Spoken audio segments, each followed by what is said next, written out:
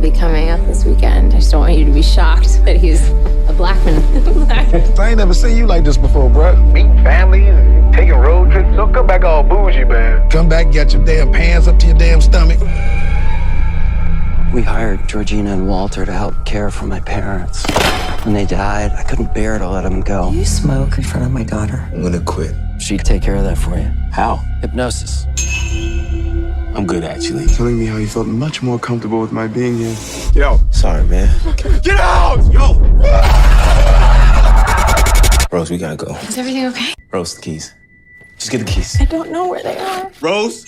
Sink into the floor. Wait. Sink.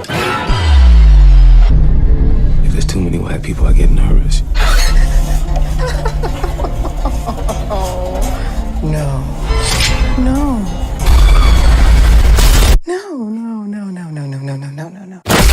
A bomb is a terrible thing to waste. Ça a même pas l'air de ce que c'est. C'est weird. C'est la première fois que je vois le trailer, là.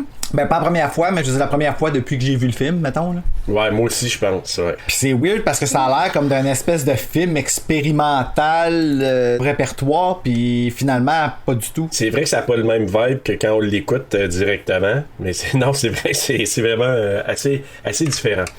Hey, bonsoir ou bonjour, ça dépend quand est-ce que vous nous écoutez. Bonsoir tout le monde, bienvenue à Terreur sur le pod.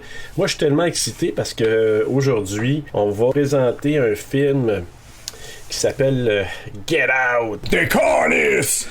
Des cornices en Québec. Ça m'est resté. Hey, comment ça va? Ça va bien? Ça va bien? Pas un film que tu regardes le soir, hein? Moi, je l'ai regardé le soir, mais je peux te dire une chose. Moi, là, j'ai hâte de te donner ma note à la fin, mais c'est pas un film que j'y réécoute, puis je me dis, au contraire, je réécoute, c'est bon. Ah oui, c'est bon. Ah oui, c'est bon.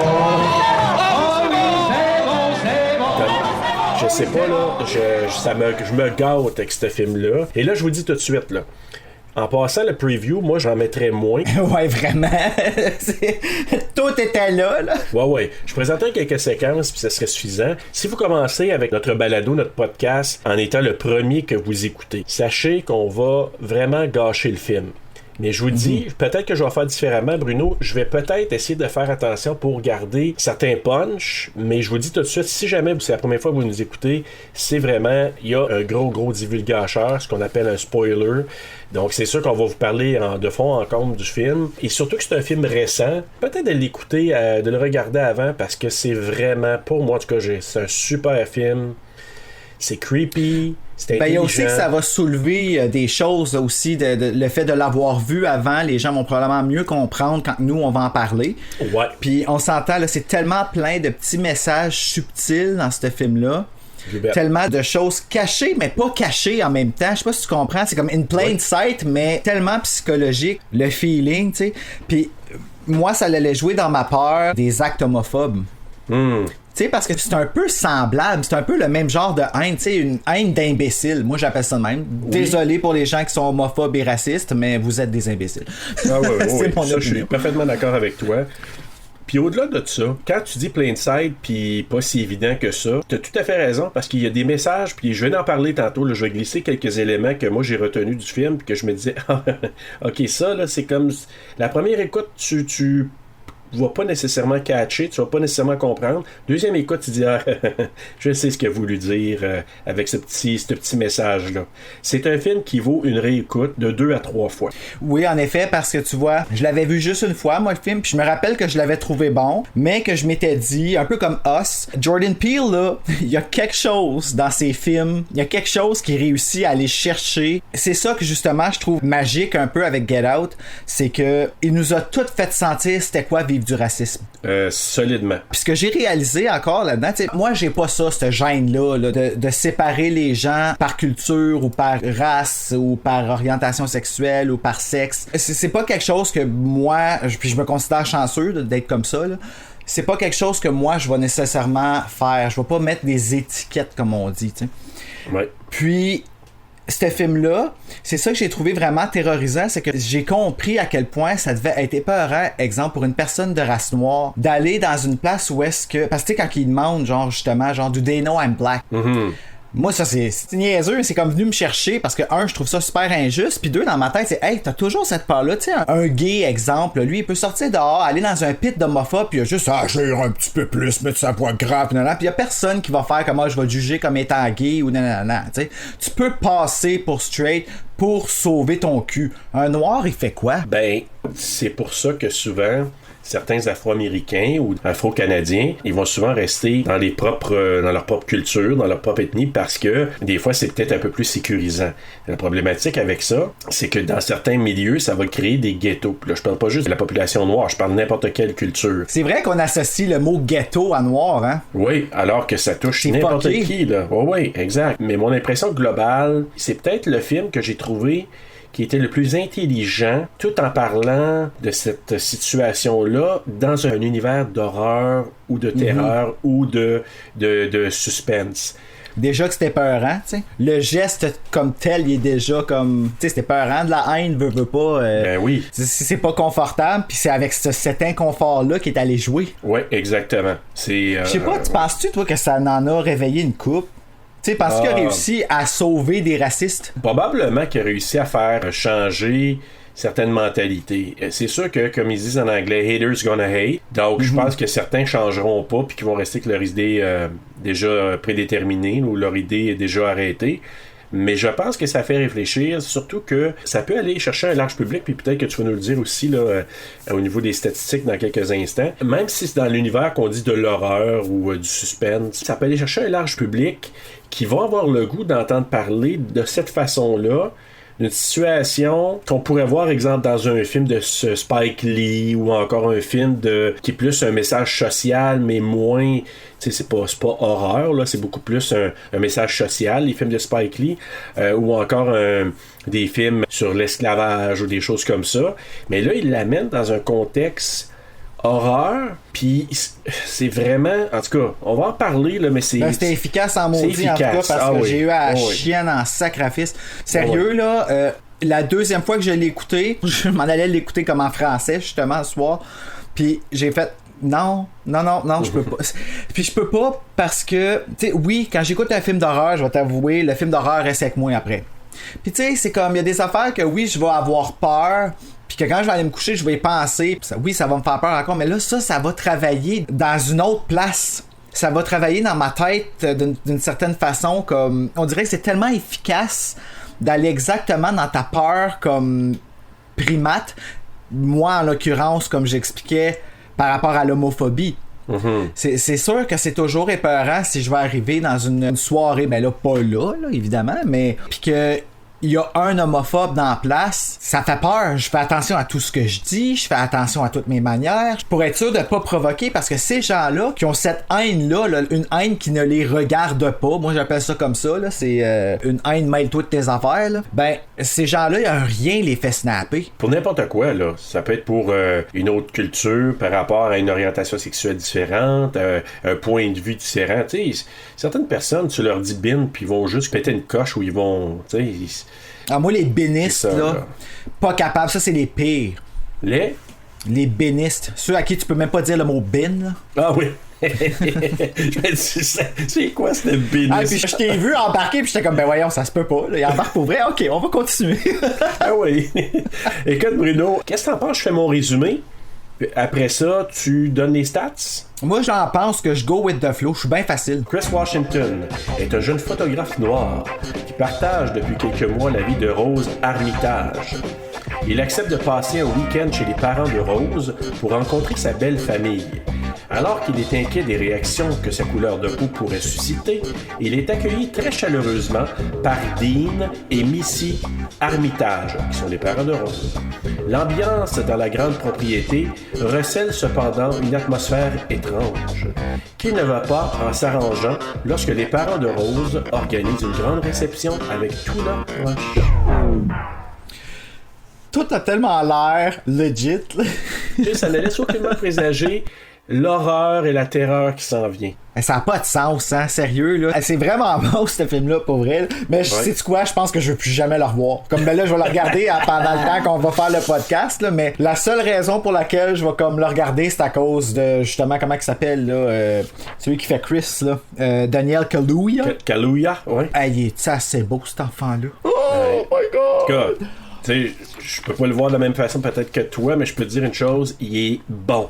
Aussi. Il est écœurant. Il est écœurant. Puis c'est pas le seul, hein. C'est qu'il est expressif dans son visage. Tu sais, c'est pas quelqu'un que tu vas faire comme wow quand tu vas le voir en photo, mais quand tu le vois en mouvement, t'es juste comme hypnotisé. Est-ce que t'as des statistiques pour nous, mon cher Bruno?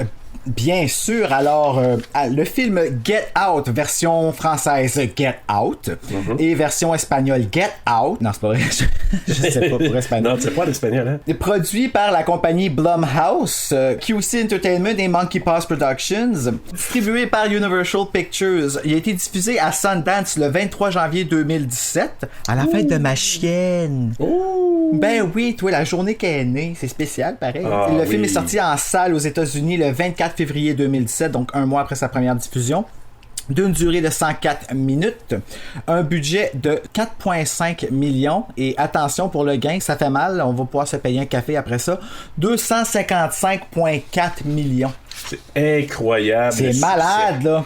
Non, mais tu vois-tu comment que ça parle, par exemple? Ça, je m'excuse, là. Ça veut dire que ça va chercher des gens, parce qu'on s'entend, c'est pas le trailer là, qui est venu dire là, que ça parlait de racisme, là, ce film-là. Là. Non, mais moi, quand j'ai vu, parce que j'avais vu la bande-annonce, j'ai dit, je veux vraiment voir ce film-là, ça a l'air vraiment bon. Je suis allé le voir au cinéma, je suis sorti de là en disant, wow, j'ai adoré ce film-là. Je regarde, moi, la bande-annonce, puis honnêtement, j'aurais pas voulu le voir, puis je suis pas mal sûr que je voulais pas le voir à cause de la bande-annonce, parce que je trouvais que ça avait trop l'air expérimental. Mais c'est parce que je me souviens pas si c'est cette bande-annonce-là que j'ai vue. Donc, le film, c'est avec Daniel Kaluuya, que je disais, je mets un beau petit cœur à côté de son nom. Allison Williams, qui a joué dans Girls, qui était écœurante là-dedans aussi. Bradley Whitford, Caleb Landry Jones et Stephen Root. Un film réalisé et écrit... Quoi?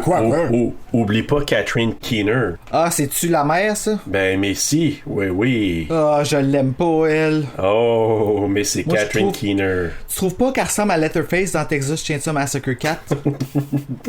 Faudrait que je le revoie, non, je sais pas. Tu sais, quand Letterface devient une drag queen. Ben, peut-être, mais ça fait trop longtemps.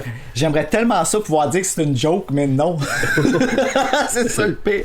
Donc, un film réalisé et écrit par Jordan Peele, c'est son premier film. On s'entend que c'est un très bon début. Mais produit par Sean McKittrick, Jason Blum, Edward H. Ham Jr. Non, mais c'est tout un nom, ça. Et produit aussi par Jordan Peele, bien sûr. Donc, il a écrit et il a dirigé le film. Donc, il a réalisé le film. Et il a produit le film avec toutes les autres que tu as nommées. Ouais. Lui, il veut tout faire. C'est un control freak. Et je le comprends tellement. Donc, dans les prix qu'il a gagné, il est dans les 10 meilleurs films de l'année en 2017. Il y a eu 5 nominations au 23e Critics' Choice Awards, puis il y en a eu 2 au 75e Golden Globe. Donc, je veux dire, pour un film d'horreur, il a vraiment été praisé, et beaucoup. Puis, mais une chose qui ressort, puis ça, c'est pour l'avoir vu plusieurs fois en entrevue, Jordan Peele, c'est un amateur de l'univers d'horreur. Ah ouais, hein? Et ça paraît. Je sais pas si tu as écouté les commentaires de Jordan Peele. Moi, j'ai écouté peut-être la moitié là, du film avec ses commentaires. J'ai pas eu le temps de tout écouter. Mais tu sens que c'est un fan, c'est un connaisseur, puis il adore cet univers-là. Et ça fait du bien, parce que c'est pas juste quelqu'un qui veut... entrer dans le business, là, ouais. C'est ça, c'est pas juste, je rentre là-dedans, puis après ça, je vais faire des choses plus sérieuses, ou j'en profite parce que je vais peut-être faire une pièce avec ça, puis ça va me ma carte de visite pour d'autres choses. C'est quelqu'un qui adore ça. Ouais, parce qu'il reste là-dedans. Ouais. Tu sais, c'est pas comme Wes Craven qui lui était vraiment blasé avant Scream, tu sais. Ben comme tout le monde, je pense, hein, comme on en a parlé, on a vu, tout le monde était rendu blasé, y compris les réalisateurs, I guess. Parlant de Scream, tu sais qu'ils ont annoncé que le titre officiel c'est Scream. Ça sera pas Scream 5? Non, ça va être Scream. J'étais un peu déçu. Ouais, c'est... OK. Ils disent Scream tout court, je trouve ça poche, là. Ben, c'est parce qu'ils font comme Halloween a fait. Ils font comme... Tu sais, c'est comme la mode dans ce moment. Qui est une erreur. Je m'excuse, c'est une erreur. On se retrouve avec 3 films qui s'appellent Halloween. 78, 2007, puis 2018. Ouais, je sais. Dans la même continuité, là. Moi, j'espère juste qu'ils vont acknowledger les suites aussi. Je suis d'accord avec toi. Donc, est-ce que tu veux qu'on commence avec l'histoire? Ah ouais, donc. Donc, ça commence avec un Afro-Américain du nom de Andre Hayward. Ça m'a pris... C'est la deuxième fois que je l'ai vu, le film, que j'ai catché que c'était lui. Même chose Ça au ressemble départ. pas. Non, tu sais pas que c'est lui au départ. Puis là, il se promène sur une rue, c'est le soir, il parle au téléphone avec quelqu'un. C'est ça qui parle au téléphone potentiellement, selon la rumeur? À qui? À Rose. Ah ouais? Jordan Peele, il dit... Est-ce qu'il parlerait avec Rose par hasard? Ah ben là, il a pas dit ça pour rien. Ben non, c'est ça. Ce qui est pas fou, parce que André Hayward se promène, et là, il parle avec quelqu'un, il dit... Oui, je suis sur la rue X, je suis arrivé là, je cherche un peu où me diriger. Donc, et là, il y a une voiture qui le suit. Puis la voiture est blanche. Oui. T'sais. Déjà là, un autre contraste. Ben, quand je l'ai vu, j'ai fait « Oh, come on! » Là, j'avais peur juste à cause de ça, t'sais. Exact. Et là, lui, ben, il se rend compte qu'une voiture qui le suit, donc il change de direction en marchant. Là, il s'aperçoit que la voiture est arrêtée, la porte de la voiture est ouverte. Et là, il se pose des questions. Ce que Jordan Peele parle aussi, il parle beaucoup de références que lui a eues puis qu'il a mis dans son film et qui sont des fois très évidentes, mais d'autres, c'est ultra subtil. Là. OK, comme... Ben, il parle des influences de jazz avec le char. Moi, je comprends pas le lien. Là. C'est quoi la voiture qui suit tout. Est-ce qu'on sait s'il a été médicamenté le matin qu'il a fait ses commentaires? Ou... Je me posais la question. Je suis pas sûr qu'il en avait fait d'autres commentaires de réalisateurs avant, là, mais c'est peut-être son premier. C'est parce qu'il faut que t'expliques, là, quelque part. Ouais. Le requin pis le char, là, on voit pas le lien, nous autres. Ouais, en tout cas, je trouvais que c'était farfetch un peu. Ensuite, il parlait que supposément que derrière André, il y avait un hedge maze, là. Tu sais, comme dans... Il parle beaucoup de références à The Shining dans ce qu'il parle. Fait que supposément qu'il y aurait un genre de... Tu sais, des headsets, là, avec labyrinthe, là. Ça a l'air qu'il y avait ça, puis j'essaie de regarder à 2-3 reprises, je l'ai pas nécessairement vu. Ben, donc, je le vois pas non plus, là. Non, moi j'ai comme pas vu ça. Et là, et en plus, la musique qui sort de la voiture, une chanson qui s'appelle Run, Rabbit, Run. Super chien de la part des blancs. J'ai ça parce que là, ça va être ça. Ça va être les blancs contre les noirs, là, de la manière qu'on va parler, puis c'est comme... Ce qui sonne un peu comme ça, mais Run, Rabbit, Run, c'est la chanson qui est une chanson probablement des années 50 ou 60. Et là, il y a un gars qui arrive derrière André, il voit la voiture, la porte est ouverte, on se dit qu'est-ce qui se passe là? Puis là, il y a quelqu'un qui saute dessus, qui l'attaque, qui le prend par le cou, on dirait probablement qu'il l'endort. Là. Le gars il fait la prise du sommeil qu'il appelle. Exactement, la prise du sommeil. Le gars, il a comme un genre de masque de chevalier, là, c'est un peu ça qui... Ah, t'as eu le temps de voir ça, toi? Ouais, pas à première écoute, pour être honnête avec toi, là. Mais en même temps, c'est que ce que Jordan Peele disait aussi, c'est que ça fait une référence probablement à la secte. Ce serait une genre de secte qu'on verra un peu plus tard dans le film, là. Ah, ouais? Et il y aurait des liens avec les Templiers. Ah, là, j'avais pas vu ça pantoute comme une secte, moi. Moi non plus, mais supposément, fucké, une fois qu'il l'explique, je me dis, ok, je vois ça, ok, ça peut être tout à fait... Je peux voir le lien, mais je l'avais pas vu par moi-même. Alors là... Et là, ben, on part, une fois que lui a été kidnappé, il se fait mettre dans la voiture, on tourne, on arrive au générique. Ça m'a fait rire, mais l'écriture turquoise, tu sais. Turquoise, exactement. c'est super comme... C'est quand même assez horrifique, là, le début, là, pas, là, le fait que, tu sais, il se fait pogner, puis il se fait mettre dans le char, puis ciao, tu sais. Pas juste ça, la petite musique de violon, avec ça. Hey. Fucking stressant, là. C'est devenu une mode d'un film d'horreur, ça, par exemple. Ouais, mais lui, là, il l'a tellement bien utilisé efficacement. C'était pas trop, c'était juste comme un petit peu, tu dis, ça part raide. Ouais, parce que ça revient pas dans le film, me semble, hein. Une fois peut-être, mais ça, je trouve, c'était juste bien dosé. J'ai trouvé ça parfait. Ça enchaîne au générique où on voit les noms, on voit justement, puis une musique un peu afro, gospel, bizarre, là. Elle est bizarre. Tu sais, là, il y a comme... Excuse-moi, c'est parce que c'est la scène où est-ce que Chris est en train de se faire la barbe avec sa petite serviette. Ouais. J'ai un petit peu parti dans la fantaisie, puis j'ai absolument rien écouté de ce que tu dis. Oui, reviens Bruno, reviens. Mais c'est ça, donc dans le générique, c'est ça, ça part, puis là on voit les titres, la même couleur, puis le même genre de titres qu'on va revoir plus tard quand il y a la fameuse compagnie qui fait les transplantations, là. Tu vas voir, je vais y revenir plus tard, c'est la même écriture que ça. Ah ouais? Ouais. Ah. On retrouve Chris, justement, et sa blonde Rose Armitage qui se prépare à aller rendre visite aux parents de Rose. Donc justement, Chris qui se fait la barbe, puis encore là, du blanc sur du noir, de la crème blanche sur du noir. Ouais, il joue beaucoup avec ça, hein, les gros contrastes. Ah, vraiment une coupure, il se coupe en se rasant, ce qui est un peu un présage de ce qui va arriver plus tard. Rose revient avec des petits cupcakes, on a super cute Rose qui amène ça à son chum. Elle est assez belle, elle, ça a pas d'allure. Tu sais, une belle beauté, là, genre un peu comme, je dirais, Neve Campbell, tu sais, une beauté que tu mets pas full de maquillage, sinon tu gâches ça. Exact, c'est pas une bimbo, c'est pas... Non, c'est ça. En ce moment, t'en vois plus de films avec du monde qui ont pas de fossiles, là. Puis au départ, tu vois Rose, tu dis, tu sais, elle prend soin de son chum, lui qui dit, hey, il demande à Rose, est-ce que tes parents savent que je suis noir? Elle a dit, ça fait une différence? Serais-tu obligé de leur dire, hey, je vais vous présenter mon petit ami noir? Donc, tu vois qu'elle prend soin de lui, qu'elle dit, c'est pas important, mes parents vont t'accepter comme tel. En plus que mon père, il aurait voté pour un 3e mandat pour Obama. Donc, ouais, mais ça, c'est pas une référence. Tout le monde aurait voté pour un 3e mandat pour Obama. Oui. Ben non, oui. pas tout le monde, parce que des épais qui ont voté pour Trump, là, mais... Ouais, ben c'est ça exactement. Mais c'est vrai que c'est pas une référence, mais elle, tu sais, elle voyait ça en disant comme... Tu sais, il n'y a pas de problème avec les Noirs, mon père. Fait que c'est vraiment, tu sais, elle préparait bien le terrain en disant... Mes parents sont pas racistes, donc... Tu sais, vraiment, elle essaie de le rassurer. Là, ils partent, ils sont en route. Puis là, Chris appelle son ami Rodney. Es-tu drôle, lui? Oui, il est super drôle. Je te dirais même que c'est pas mon personnage préféré, mais que c'était comme un comic relief. Et heureusement qu'il était là. C'est ça son rôle, ouais. Mais je trouve ça, j'ai trouvé encore une fois, tu sais, c'est trop... j'aime pas ça dire ça, là, mais... Stéréotypé? Oui, c'est une caricature de noir, ouais. Tu sais. Puis dans ma tête, ça a fait comme... Oui, ça a sa place parce que clairement, on l'avait de besoin. Comme moi, en tout cas, j'avais de besoin dans le film. J'avais besoin de ça. Est-ce que j'avais besoin nécessairement que l'humour soit comme ça? Non. Non, parce que je trouve que les gens qui sont justement racistes vont regarder ça et pas rire avec, là.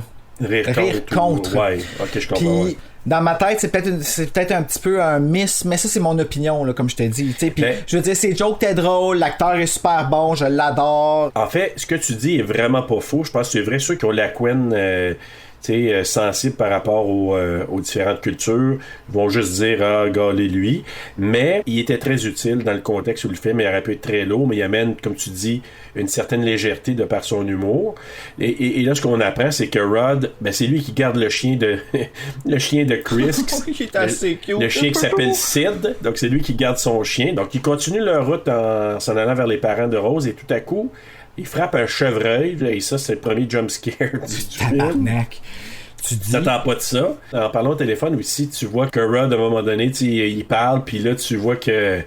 Comment qu'elle s'appelle, Rose, qui joue un peu avec ça en disant... Ah, t'es-tu jaloux? Que Rod est peut-être attirant. En tout cas, elle joue un peu avec ça, puis j'en parle parce que ça va revenir un peu plus loin. Il s'en va pour fumer une cigarette parce qu'il est stressé, puis elle pogne son paquet, puis elle pitch par la fenêtre. Ok, ouais, c'est vrai. Et là, après avoir frappé le chevreuil, ben là, le chevreuil qui se retrouve à agoniser dans la forêt, Chris qui s'en va voir le chevreuil, et on le voit songeur. On sait pas pourquoi, là, à ce moment-là, puis il a l'air vraiment comme un peu dans ses pensées, songeur en regardant le chevreuil. Pourquoi? Puis il dit... Ah, non, ben oui, c'est parce que ça lui fait penser à l'accident d'auto. Ben voilà, oui, c'est ça le lien, c'est ça. C'est ça le lien avec sa mère. Ce qu'on n'a pas vu, puis je sais pas, je me souviens pas si Jordan Peele a dit que c'est une scène qui avait été tournée, mais semble-t-il que c'est Chris qui a appelé les policiers pour qu'ils viennent. Pour le chevreuil. Pour le chevreuil, Et l'accident, là, parce que la voiture a été poquée un petit peu, là. Donc, un policier qui arrive, il parle avec Rose, c'est Rose qui conduisait. Puis là, il demande les pièces d'identité de Chris, puis là, j'ai marqué, est-ce que c'est du profilage racial?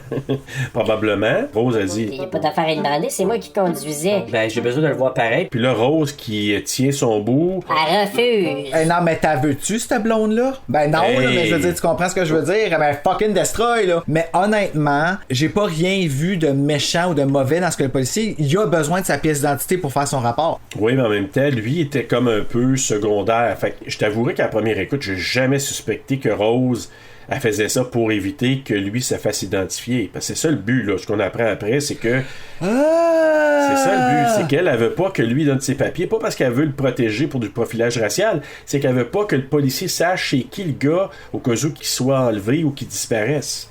Moi je pensais que... OK, moi je pensais que c'était un peu pour nous misleader, là, dans le fond, puis de faire comme, OK, parce que, tu sais, au début, quand elle parle avec lui dans la chambre, elle dit... Mes parents sont pas racistes, puis c'est pas dans la puis... Ben oui, mais tu penses ça tout le long, là. Ah, la Ben oui, c'est ça. Fait que là, ce que tu sais pas à première écoute, tu t'en aperçois vers la fin du film, puis à deuxième écoute, c'est évident. Mais quand elle fait ça, c'est pas parce qu'elle veut défendre son chum. Tu penses ça au départ, puis lui, il est là. Hey, tu m'as défendu, elle était vraiment brave, puis t'es vraiment une bonne blonde, puis tout ça.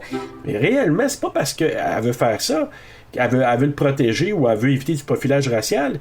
Ce qu'elle fait ça, elle veut pas que le policier puisse identifier Chris au cas où qu'il disparaît. C'est carrément Ben, ça. c'est smart, parce que là, tu vois, même après la deuxième écoute, j'avais toujours pas catché ça, moi. Mais il y a plein d'affaires de même dans le film. Exactement, c'est ça le point, là. C'est ça qui est intéressant. Donc, finalement, bon, ils se rendent, ils arrivent à la maison de la famille Armitage.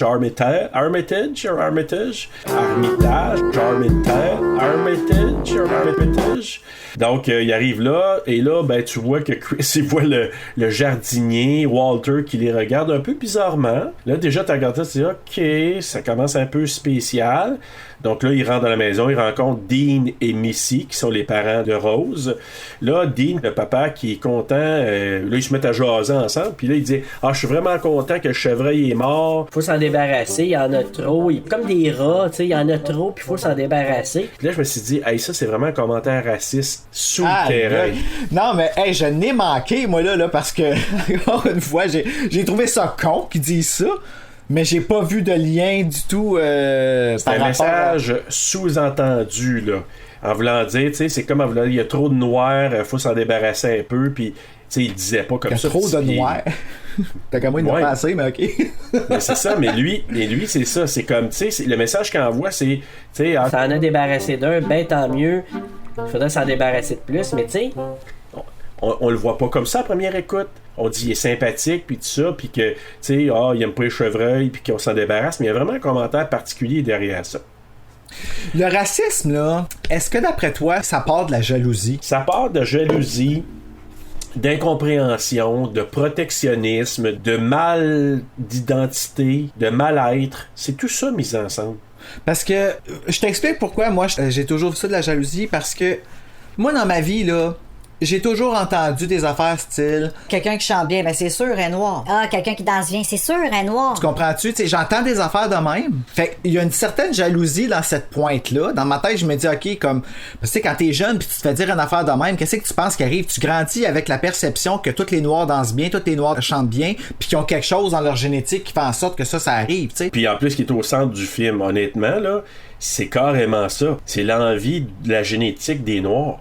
Right? OK, carrément. Fait que on a OK, c'est bon, c'est correct. Ce que tu dis là, ben, t'arrives à ma conclusion, genre plus vite que moi, mais c'est ça, tu sais. Mais c'est le centre. Ce que tu viens de dire là, c'est le centre du film. Qu'on sait pas nécessairement, mais quand tu vois dans son ensemble, tu dis OK, c'est carrément ça. Ben c'est le genre de film qui part des débats, tu sais, c'est sûr là. Carrément. Puis écoute, moi j'aurais pu en parler de midi à 14h, tout ce que ça peut créer, mais c'est en tout cas c'est vraiment exceptionnel. Donc c'est ça. Donc Dean qui commence à essayer de parler un peu en disant hey, distinct, puis essayer de parler un peu comme le langage un peu afro-américain. Donc puis qui manque au bout de son shot, un peu comme moi quand j'essaye de le faire. oui, puis moi tout. Le papa fait visiter la maison à Chris. Ah, viens, je vais te faire visiter, faire un tour d'horizon. Là, il voit des photos sur le mur, et là, il parle de son père, donc le père de Dean. Et le père de Dean a participé aux Jeux Olympiques de 1936 à Berlin. Hitler était là sur place pour regarder les Jeux Olympiques. Et celui qui a gagné, Jesse Owens, ben, il a gagné une course. Et il a battu le papa de Dean, Roland Armitage, je crois, devant Hitler. Puis là, tu dis, tu t'en penses pas plus présentement, tu sens pas que de la rancœur à ce moment-là. Ben quoi, il est pas content d'avoir perdu en avant d'Hitler? Dean, la façon qu'il en parle, c'est qu'il se dit, je suis content que, tu sais, Jesse Owens, qui était un noir, qui mette ça dans la face à Hitler. OK, je comprends, oui, c'est un noir. Je vois l'orgueil là, qui a été, son ego qui a été frappé. Mais en même temps, Jesse Owens qui a battu son père, qui est arrivé devant le père de Dean Armitage, et la façon que lui il tourne ça, il dit je suis tellement content qu'un noir ait mis ça dans la face à Hitler parce qu'il a gagné vraiment à Berlin la course puis tout ça. Mais en même temps, il a battu le père de Dean aux Jeux Olympiques. Si lui avait pas gagné, peut-être le père de Dean aurait gagné à ce moment-là la médaille d'or. Mais pour l'instant, on sait pas trop, là, on sait pas que ça a un impact. Et là, à un moment donné, il se promène, et là, on rencontre pour la première fois Georgina. La jolie Georgina. Elle là. Déjà en partant ta voix, tu dis OK, c'est un autre, un peu comme Walter, tu dis OK, c'est une autre spéciale, une autre employée qui sert et qui est noire. Oui, hein, c'est vrai qu'ils sont tous noirs. Moi, ça me rendait super inconfortable. Puis il dit en plus, I hate the way it looks. OK, ben, don't make it look like that. Ouais. Ben, c'est ça, exactement. Parce que justement, quand il voit Georgina, là, après ça, il sort dehors. Mais je sais pas pourquoi. En tout cas, il parle vraiment drôlement, Dean, parce que là, il dit. Oui, c'est ça. On va sortir les garbages. Tu sais, au lieu de dire garbage, là, garbage. Garbage. Et là, C'est il pas dit, la première fois que j'entends le mot dit comme ça. La mère de Rachel dans Friends, à un moment donné, elle dit ça. We don't have a garage. Did I say garage? I meant garbage. Ah ouais? Ok, j'ai pas entendu ça souvent, mais en tout cas, je me suis dit, pourquoi il dit ça? C'est une façon de le dire. Puis il dit... Pièce de résistance aussi. Ok, ben là, il fait juste son frère. C'est ça, je me suis dit, il essaie de peu bien perler. Il perle. As-tu remarqué qu'il dit aussi, moi ça m'a accroché, mais je sais pas si c'en est un, écoute, j'en vois peut-être où est-ce qu'il y en a pas, mais il dit il veut pas aller dans la cave parce qu'il y a des black mold. Oui, très bien. J'ai jamais entendu ça, black mold, de toute ma vie. Ouais, puis ça a un double sens. C'est black mold pour, bon, en lien avec les noirs, puis aussi avec le fait que ben, il se passe de quoi de weird au sous-sol, qu'on va voir plus tard. Ben, black mold, c'est comme c'est de la pourriture. Mais c'est quoi, c'est-tu un terme, ça? Black mold? C'est de la moisissure. Ouais, mais c'est mold. Ouais. Ok, fait que lui, quand il dit black mold, pourquoi qu'il dit black mold? Pourquoi il précise c'est black? double sens, ouais. Ok, mais c'est pas quelque chose qu'on utilise, là. Ben, peut-être que ça existe. Faudrait faire une petite recherche là-dessus. Je te mets sur le cas. Ah, ben ouais, mais ça se pourrait. Ça m'a choqué. Quand j'ai entendu ça, j'ai fait, me semble que j'ai jamais entendu personne dire ça. Comme du. Moi, je dis pas, j'ai de la moisissure noire sur mon plat. Mais il me semble que c'est comme ça en anglais. Donc là, il se promène sur le terrain, il sort à l'extérieur, il commence à lui montrer le terrain, puis là, il dit... Ah, je sais que ça a l'air un peu particulier, je sais ce que tu te dis, tu sais, les deux serviteurs noirs, mais en même temps, c'est parce que c'est eux autres qui prenaient soin, Walter et Georgina, c'est eux qui prenaient soin de mes parents. Et là, Dean, il commence à parler d'Obama, justement, comme sa fille Rose avait dit. Il dit, s'il y avait un troisième mandat, j'aurais voté pour Obama, juste pour, comme, tu sais, dire à Chris, tu sais, je suis vraiment sympathisant envers les Noirs. Ben oui, toi, on utilise le Black Mold Exposure. Black Mold Exposure. Black Mold, Black Mold Exposure. Exposure, ouais. Fait que c'est ça, ouais. Ah ben, j'ai mon esti de voyage. Alors voilà. Ça se rajoute à ma culture, mais c'est drôle mais parce que ça a sonné bizarre à mon oreille quand je l'ai entendu. Mais c'est vrai, en effet, c'est de la moisissure puis c'est noir. Mais c'est pas pour le rien que ça a été dit comme ça. Non, sûrement pas. Et là, c'est ça. Bon, là, une fois qu'ils ont fait le tour, ils sont en train de prendre un petit drink sur le patio. On apprend que la mère de Chris est décédée quand il avait 11 ans, puis que son père était pas vraiment dans le portrait, était pas présent. Là, il y a Dean qui s'aperçoit que Chris, c'est un fumeur. Puis là, il dit hey, mais si elle peut t'aider avec de l'hypnose, elle peut t'enlever l'envie de fumer. Non, touche-moi pas. OK. Puis après, tu te dis non, ta maudite tasse, là, lâche-moi avec ça. Ouais, c'est. Ouais. Et là, on apprend là, en discussion qu'il va y avoir un petit get-together, une réunion au courant du week-end. Là, Rose qui fait son innocente en disant ah oui, c'est en fin de semaine que les gens viennent. Oui, OK. Toi, t'as l'air de faire ton innocente, mais elle est bien plus convaincante que ça quand elle dit. oui. Je la regarde aller. Puis elle soupe sur la défensive aussi, comme par rapport tout à. Tout le long, aucun indice. Aucun. Hey. Et là, c'est ça. Là, Georgina qui vient de leur servir un bon thé glacé, puis à un moment donné, elle part dans la lune, elle fait un genre de feeling weird, là, je sais pas ce qui pogne. Puis là, à un moment donné, Missy, elle l'envoie se coucher. Elle dit, va te reposer, là. Puis là, ce que Jordan Peele, il disait, c'est que c'est comme une relation fille et belle-mère, ils s'entendent pas nécessairement bien les deux. Ah, ok, parce que c'est sa mère à lui.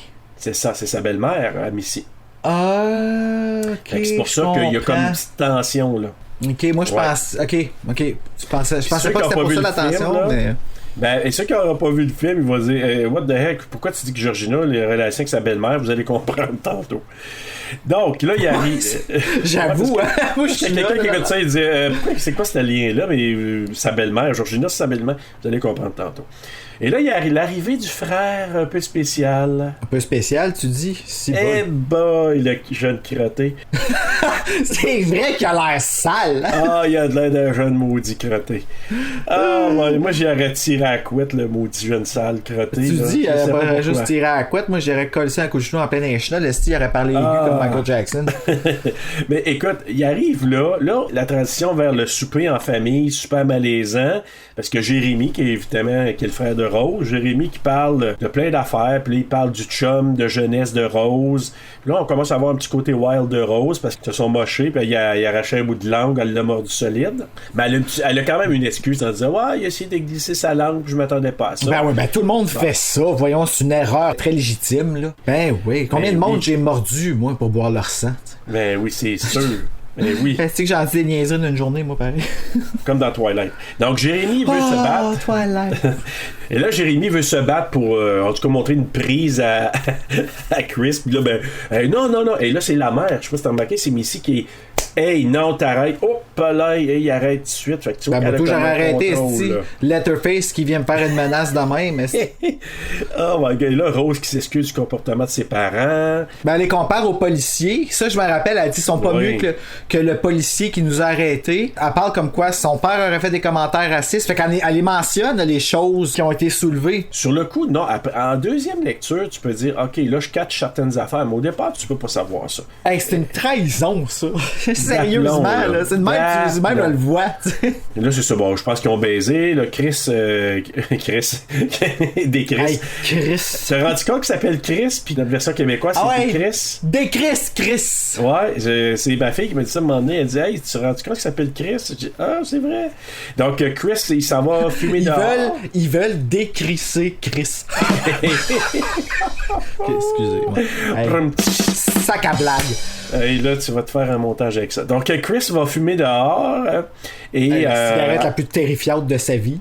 Oui, parce que là, après avoir fait l'amour, sûrement. Ah, j'ai-tu espéré que quand il sortait du lit, que quand il enlèverait la couverte, il y aurait rien, mais non. Non, tu ne vois rien, absolument rien. Marde.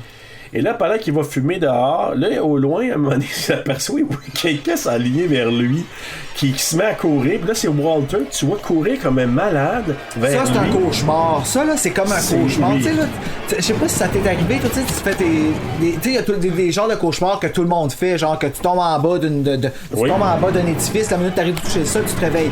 Ou quand t'essaies de courir, t'es pas capable de courir, genre jam, comme ça. ouais. Puis il y a aussi, moi, ça, je rentre ça dans la même catégorie, là, que justement, t'es comme en train il y a quelqu'un qui se dirige vers toi super vite, mais il arrive tellement plus vite qu'il est censé. C'est ça qui arrive exactement à ce moment-là. C'était comme wow, puis il est déjà en avant de toi, puis pourtant ça a pas coupé, là. Puis tu le vois venir de loin. Comme. Hey, c'est ça, puis la petite musique, encore là, je pense, de violon, puis. Écoute, oh my god. Puis quand je me souviens le feeling encore la première fois, j'ai dit, what the fuck, qu'est-ce qu'il se fait, lui? Il s'enligne pourquoi, là, il court? Ouais, c'est ça, comme c'est clair. Puis mon Chris qui fait un recul, on va dire qu'est-ce qui se passe avec lui, et à la dernière seconde, il change de direction pour courir ailleurs. Tu te dis, ouais, mais on a-tu compris God, pourquoi il faisait ça? Parce que là, oui, il s'entraîne. Ben oui. Mais c'est ça, il faisait juste s'entraîner. Parce que, bon, Walter, c'est Roland Armitage, finalement. Vous allez pas comprendre. Il a voulu y faire peur, là. Ben, il y a une partie de ça aussi, c'est parce qu'il s'entraîne pour recréer ses Olympiques de 1936. Bon, Dieu, reviens-en, là, style. Ah non, il reviendra pas de ça, c'est sûr. Il en reviendra pas jusqu'à la fin. Donc, Georgina qui regarde par la fenêtre, qui se voit, puis là, Chris qui regarde, puis oh my god, un autre job, parce qu'il voit Georgina dans la fenêtre. Puis là, Georgina, c'est qu'elle voit pas Chris dehors, mais elle se regarde dans la fenêtre comme un miroir. Et là, Chris qui la voit qui fait le saut. Fait que là, bon, Chris qui décide de rentrer dans la maison après ça, il y a eu quand même... Il a eu sa dose de terreur. Hein. Tu te dis, il va rentrer en dedans, il va aller se relaxer. Non, il a pas fini. Sa nuit est loin. Je le vois arriver. Regarde pas Bruno. Puis là, je peux vous dire une chose, je vous dis tout de suite à tous, auditeurs, auditrices, Bruno, cette scène-là, je l'ai réécoutée 78 fois. Comment t'as dit ça, 70 vieux fois? 70 vieux fois. Moi, là, j'ai écouté cette scène-là 18 fois. J'ai écouté ça 18 fois. Donc, Chris qui rentre dans la maison, et là, Missy qui est dans un genre de petit salon, petite den, et là, qui dit à Chris... Chris, viens ici, viens t'asseoir avec moi, on va jaser. Viens t'en qu'on va piquer une petite jasette. La sacrament. Et là, il s'assoit devant elle qui a sa petite tasse de thé avec sa cuillère, qui sirote son thé un peu. Et là, elle commence à le faire parler de sa mère, puis là, on apprend que quand il avait 11 ans puis que sa mère est décédée, il était seul à la maison, Chris, pendant que sa mère était partie. Puis elle fait pleurer. Et là, elle fait pleurer en lui posant des questions. Ok, est-ce que t'étais seul? Ah, tu te sentais seul? Puis là, on apprend qu'il n'a pas appelé la police quand sa mère n'est pas rentrée à la maison au bout de quelques heures. Et là, ben Missy, elle hypnotise par le son de sa cuillère sur la tasse.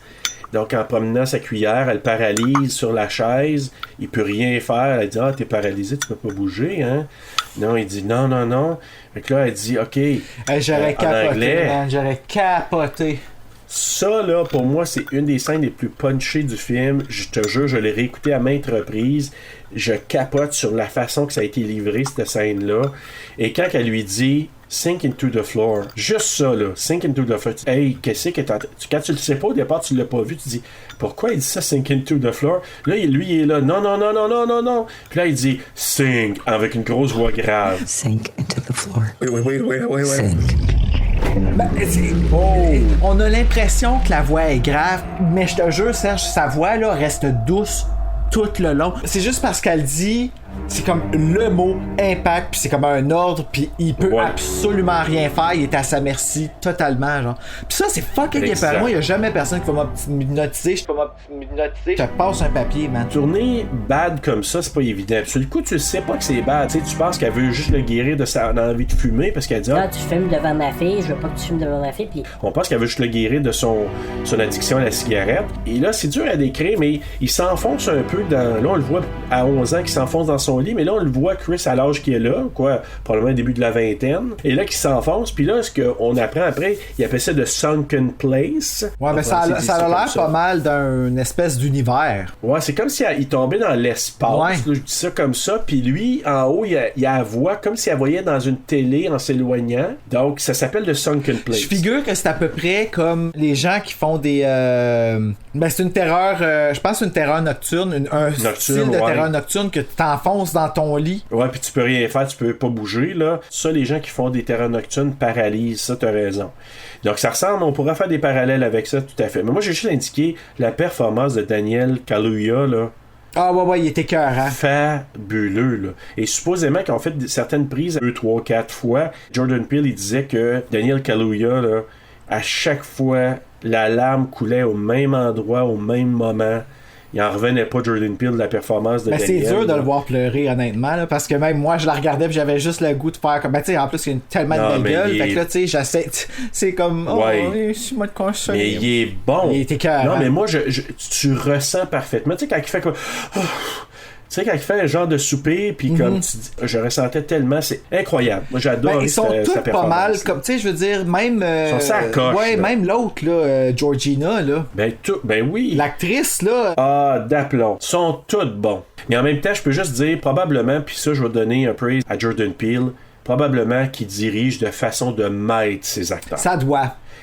Et ça, un réalisateur qui est capable de bien créer la confiance, bien diriger ses acteurs, que ce soit clair ce qu'il veut, j'ai l'impression que ça, il doit l'avoir parce qu'ils sont tous bons. Et là, Chris, il se fait hypnotiser, puis là, quand il se réveille, il est rendu dans son lit, il se réveille en sursaut.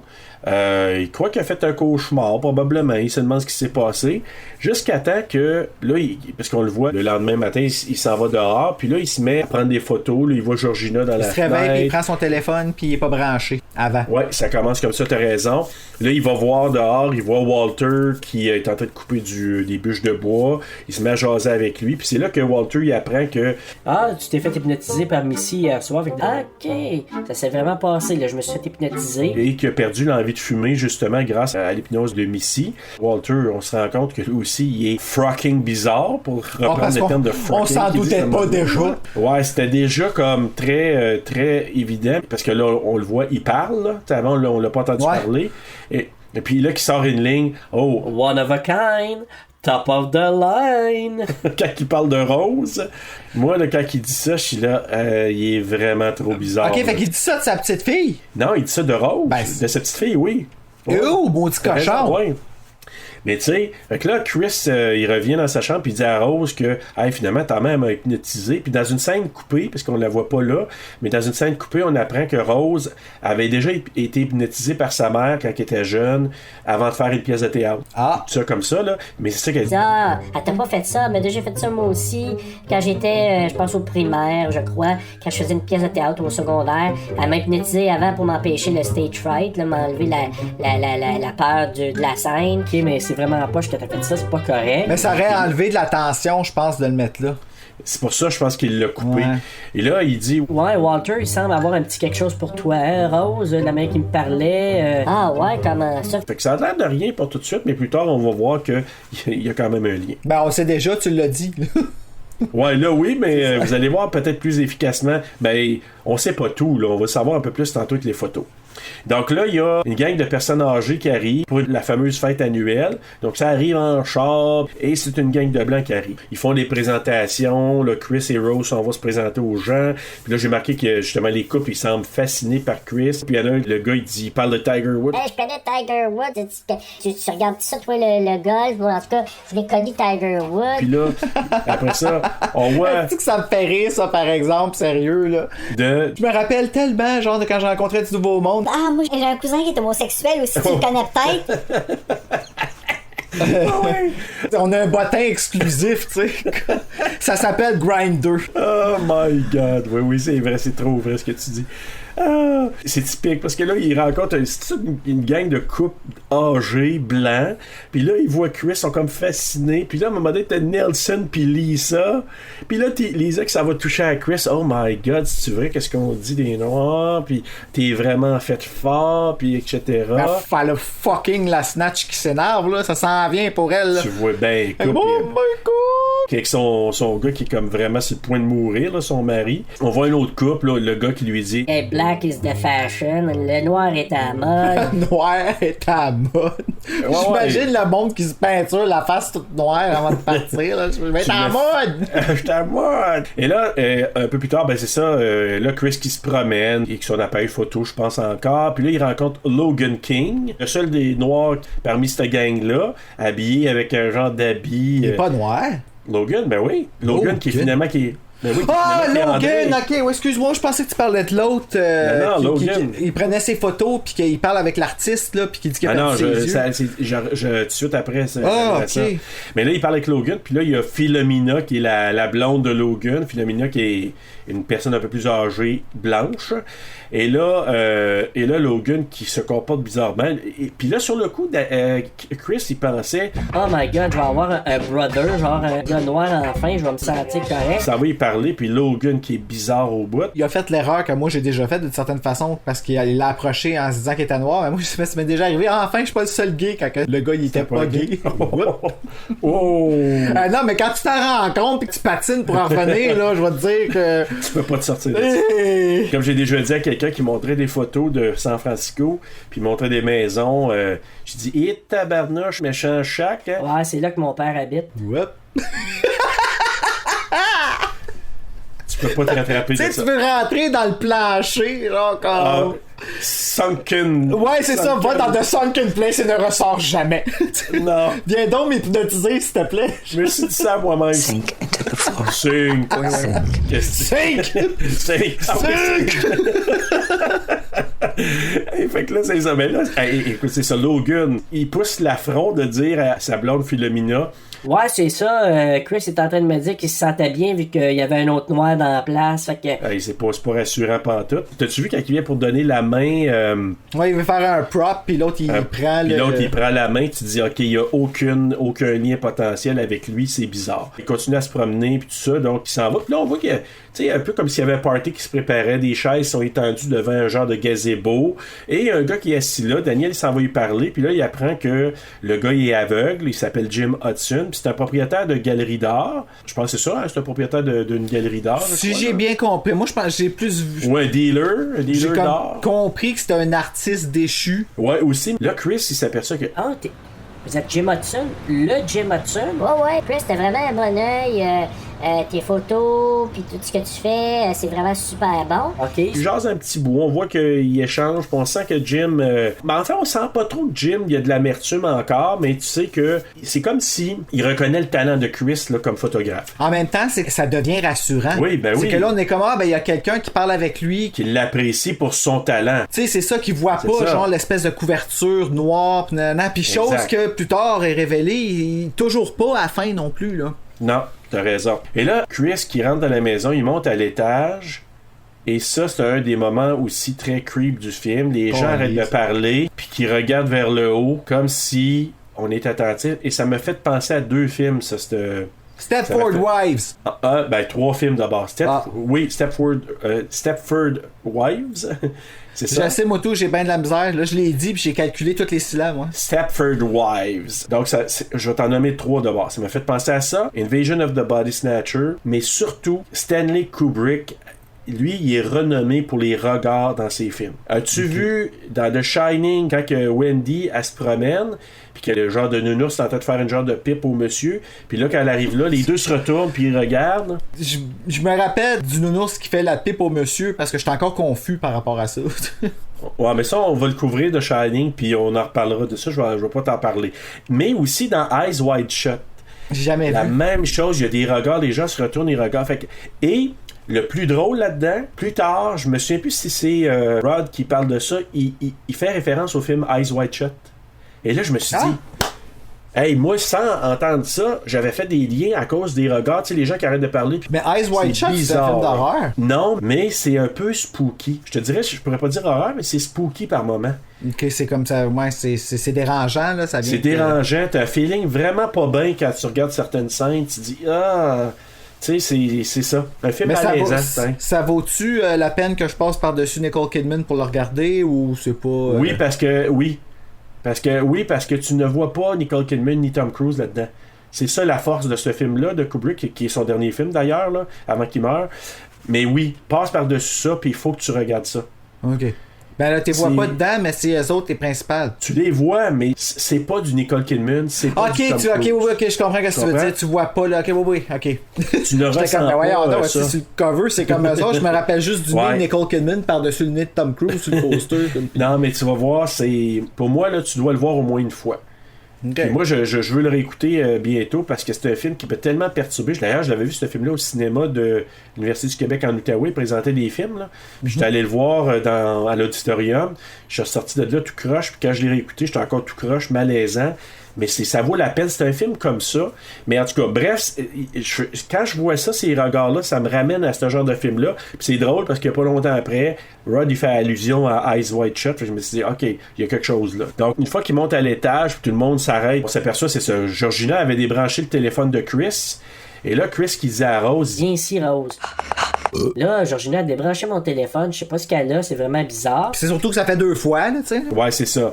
Et là, Chris qui appelle son ami Rod pour jaser avec. Rod, en passant, c'est un agent de sécurité pour TSA. TSA, là, je suis allé faire de la recherche parce que ouais.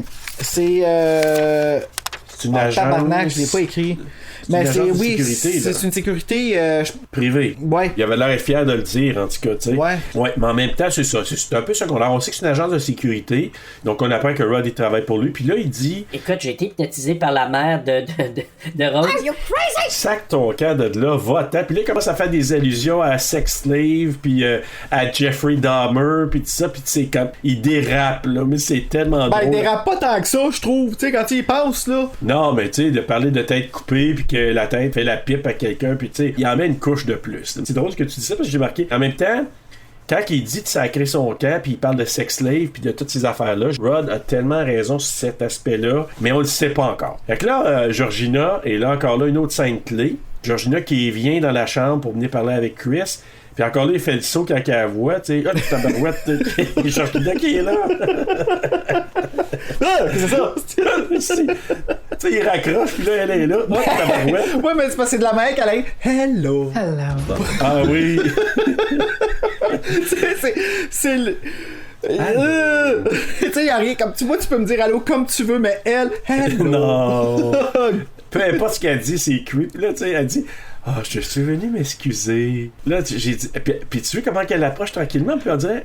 Le langage qu'elle utilise en plus, hein, c'est comme. Puis là, il essaie de dire j'ai pas voulu être un snitch. Snitch, c'est une expression de noir, ça? Non, pas ce que je parle, non. Parce non, que c'est un langage de prisonnier. Un langage de prisonnier, ok. Quand il parle, tu sais, il dit snitch, elle comprend pas. Après ça, il dit une autre affaire, rat you out, puis elle comprend toujours pas. Fait qu'elle guess qu'ils font allusion à son âge d'abord et non pas à sa couleur de peau. Exactement, parce qu'il dit Tataldoudi, je sais pas trop. Tattletale. Tattletale. Fait que là, tu dis, ok, c'est une vieille expression, mais on comprend pourquoi après. Fait que là, elle s'excuse, mais tu sais, sa manière de parler, tu te dis, ok, c'est ça, sacrifice qui est.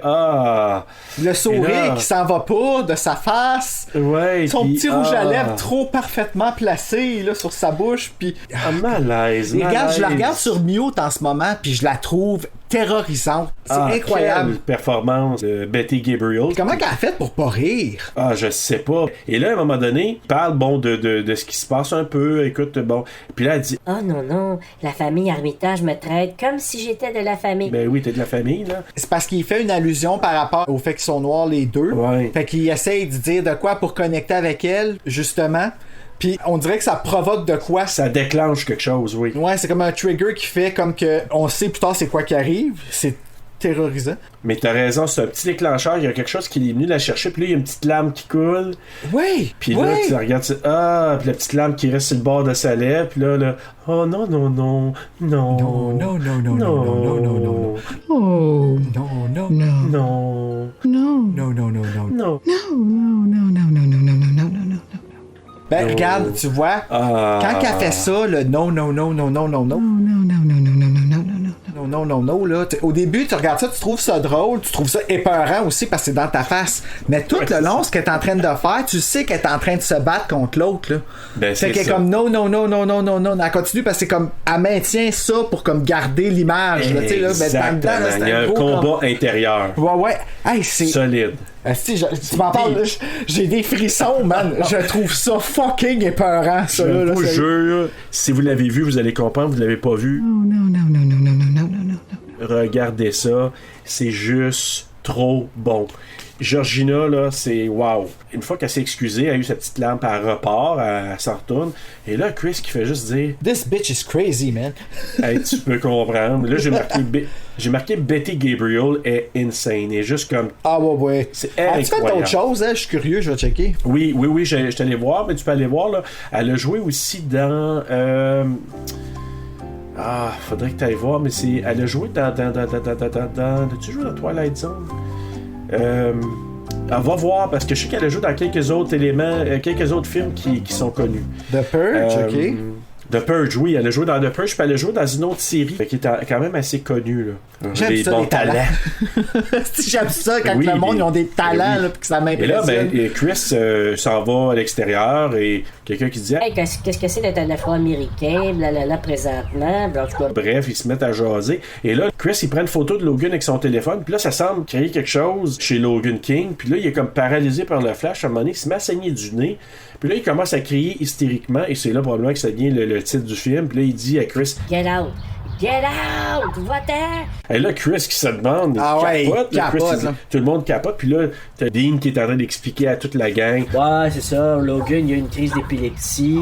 Mais. Là, tu vois que Chris. Non, mais tu sais, là, Chris, that one is on you, là. Tu sais, là, je m'excuse, là. Mais là, c'est pas Chris qui dit ça, c'est Dean qui dit ça. Ouais, je sais, mais Chris, il aurait vraiment pu faire comme. Ok, ben là, prends-moi pas pour un con, je les ai écoutés, les filles de Caleb, là. Mais une chose, Chris. Tu sens qu'il est sceptique, il est comme un peu dépassé, mais il a pas de l'air à trop prendre ça. Là, le Logan qui revient, il s'en vient s'excuser. Je suis désolé, mais c'est correct, là, sac ton camp. Fait que là, ce sont les voix en train de se promener, il est sur le bord d'un lac, là, une étendue d'eau, là, il propose à Rose de... Finalement, moi, je vais sacrer mon camp chez nous. Hey, il me semble Logan, ça me dit quelque chose, il me semble que je le connais. Puis là, il commence à jaser avec Rose la soirée où sa mère est morte, il dit que, bon, il était à la maison en train de regarder la télé, et là, il y a du regret, des remords, parce qu'il dit... Si j'avais appelé la police, ma mère reste encore vivante parce qu'elle était elle a agonisé sur le bord du chemin pendant un certain bout de temps, puis j'avais appelé la police, il n'aurait pas à sauver. Fait que... Tu vois qu'il vit beaucoup du remords face à ça. Puis là, pendant ce temps-là, il y a une espèce d'événement, un genre de bingo, hein? C'est un genre de bingo. C'est clairement un enchère silencieux. Exactement. Sous forme d'un genre de bingo silencieux. Puis justement, c'est pour vendre Chris, parce qu'on voit une grosse photo de Chris. Puis là, Dean qui parle pas, qui fait des signes pour. On comprend pas trop. On se dit, bon, il semble faire monter les enchères. Puis là, à un moment donné, clairement, c'est là que tu comprends là, qu'est-ce qui se passe. Je veux dire, c'est rendu clair, là, rendu là. La gang qui est là, ils veulent acheter Chris pour faire quoi, on sait pas trop encore, mais on sait que c'est ça. Et celui qui gagne la mise, c'est Jim Hudson, le fameux marchand d'or aveugle. Là, pendant ce temps-là, Daniel qui dit à Rose, à un moment donné, ils ont jasé ensemble, ils poursuivent leur discussion sur le bord du lac, et là, il dit « Ah, je t'aime, puis t'es tout ce que j'ai. » Elle est son tout. Elle est son tout. C'est joli, hein? Oh, elle est son tout. Mon Dieu, inspiré de Lara Fabian. Je suis tout, je serai tout. C'est la bonne. Ouais, c'est pas la parole. C'est vraiment pas une bonne parole, là, tu sais. Mais j'aime bien les paroles que j'ai utilisées. C'est sensiblement ça, tu sais. Mais pas pareil en même temps. Là, c'est ça. Mais là, Rose a dit, OK. Je suis d'accord. Sacrons notre camp, on va s'en aller. Puis là, ils se retournent vers la maison, on voit que la visite sac son camp tranquillement. Georgina puis Walter qui sont côte à côte, qui regardent Chris arriver, mais encore là, super bizarrement. Il appelle Rod, ou en tout cas, il envoie une photo de Logan à Rod. Rod qui le rappelle, il jase, là, il dit Hey, Logan, c'est André Hayward, je le connais. C'est vrai, je l'ai rencontré à telle place, c'est André Hayward, c'est pas Logan. Là, Rod, avec son obsession pour le sex slave, encore, il parle de ça, là. Et là, Rose et Chris qui s'apprêtent à quitter sont en train de faire leur bagage. C'est drôle, je viens de réaliser exactement pourquoi, en disant ça, les enfants des esclaves sexuels, ça fonctionnerait pas s'il aurait fait une version gay, Get Out. Parce que là, j'aurais fait comme, ouais, hein. Tu sais, il aurait pu appeler ça Gay Out. Je suis sûr que des compagnies de porno, ils ont dû en faire une version Gay Out. Allez, je m'en vais checker ça à l'instant, man. Tu viens de réveiller ma curiosité. Là, c'est ça, Rose et Chris qui s'apprêtent à quitter. Ils font leur bagage. Puis là, la petite porte qui est ouverte. Chris qui voit la porte du garde-robe ouverte. Là, il s'en va voir. Il rentre à l'intérieur. Puis là, il y a comme une boîte avec des photos dedans. Il commence à regarder les photos. C'est intentionnel. Là. C'est sûr qu'elle a laissé ça intentionnellement. Il y a une autre théorie, supposément. Ah oui, laquelle? C'est que ça a l'air que ce soit Walter ou Georgina à l'intérieur aurait fait exprès pour ouvrir la porte comme indice pour Chris. Ça fait du sens, ça. Ouais. Fait qu'en tout cas, il y a cette théorie-là. Et là, il regarde les photos. Oh my freaking lord. Il voit des photos de Rose. Et là, on voit Rose qui est posée avec plein de gars, toutes des noirs, avec Rose sur la photo. Et là, dans les dernières photos, on voit Rose avec Walter. Tu dis, oh boy, qu'est-ce qui se passe là? Et là, Rose qui revient dans la chambre. Fait que lui, il est là, OK, trouve tes clés de voiture, on s'en va. Là, elle cherche les clés. On sent que Chris, il est confus, puis en même temps, on sac notre camp.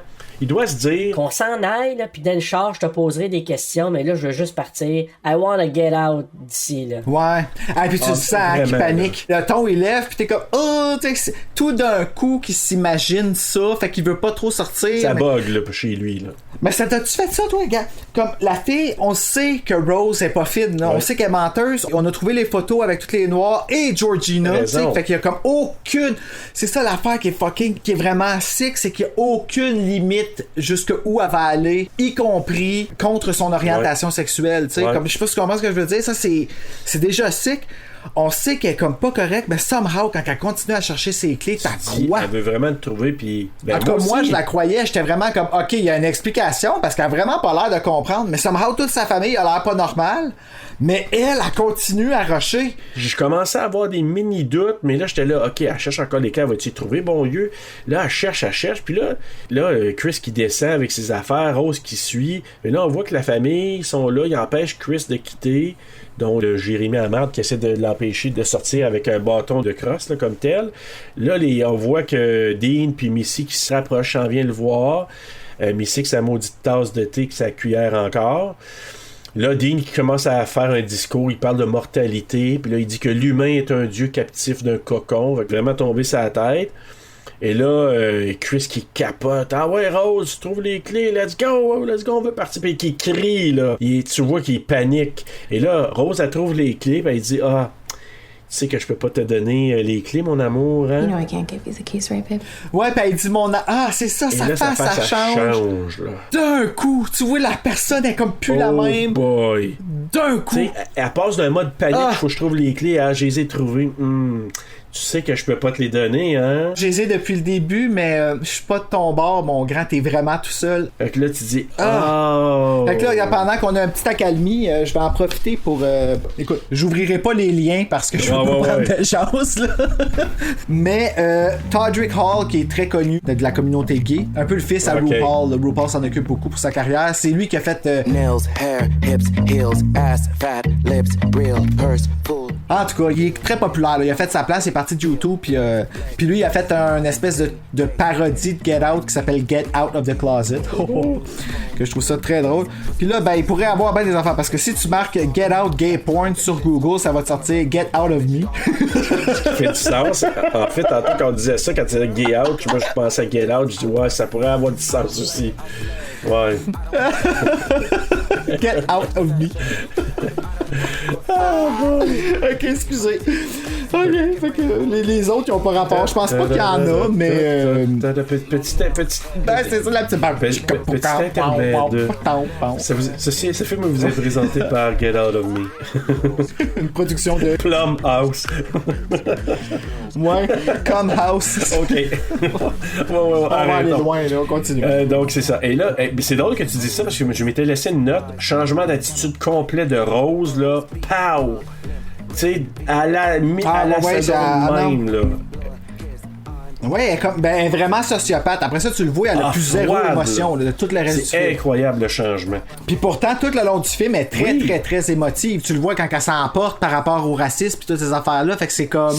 C'est très déstabilisant de la voir comme changer. Oui, exactement. Puis là, c'est ça. Là, Chris qui tente de fuir. Mais là, Missy, encore là, avec sa maudite tasse et sa cuillère, hypnotise Chris. Fait qu'il paralyse, il peut plus rien faire. Puis là, il tombe encore là dans le sunken place. Là, encore, il voit de loin Jérémy puis Dean qui le transporte puis qui peut rien faire. Il est paralysé.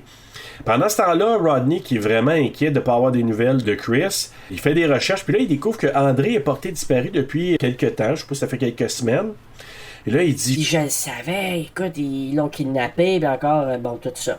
Là, on retourne à Chris, qui est attaché à une chaise. Là, on sait que c'est dans le sous-sol, là, mais comme attaché à une chaise devant une télé. La télé, elle s'allume, et on voit un joli message de Roland Armitage, qui est le père de Dean.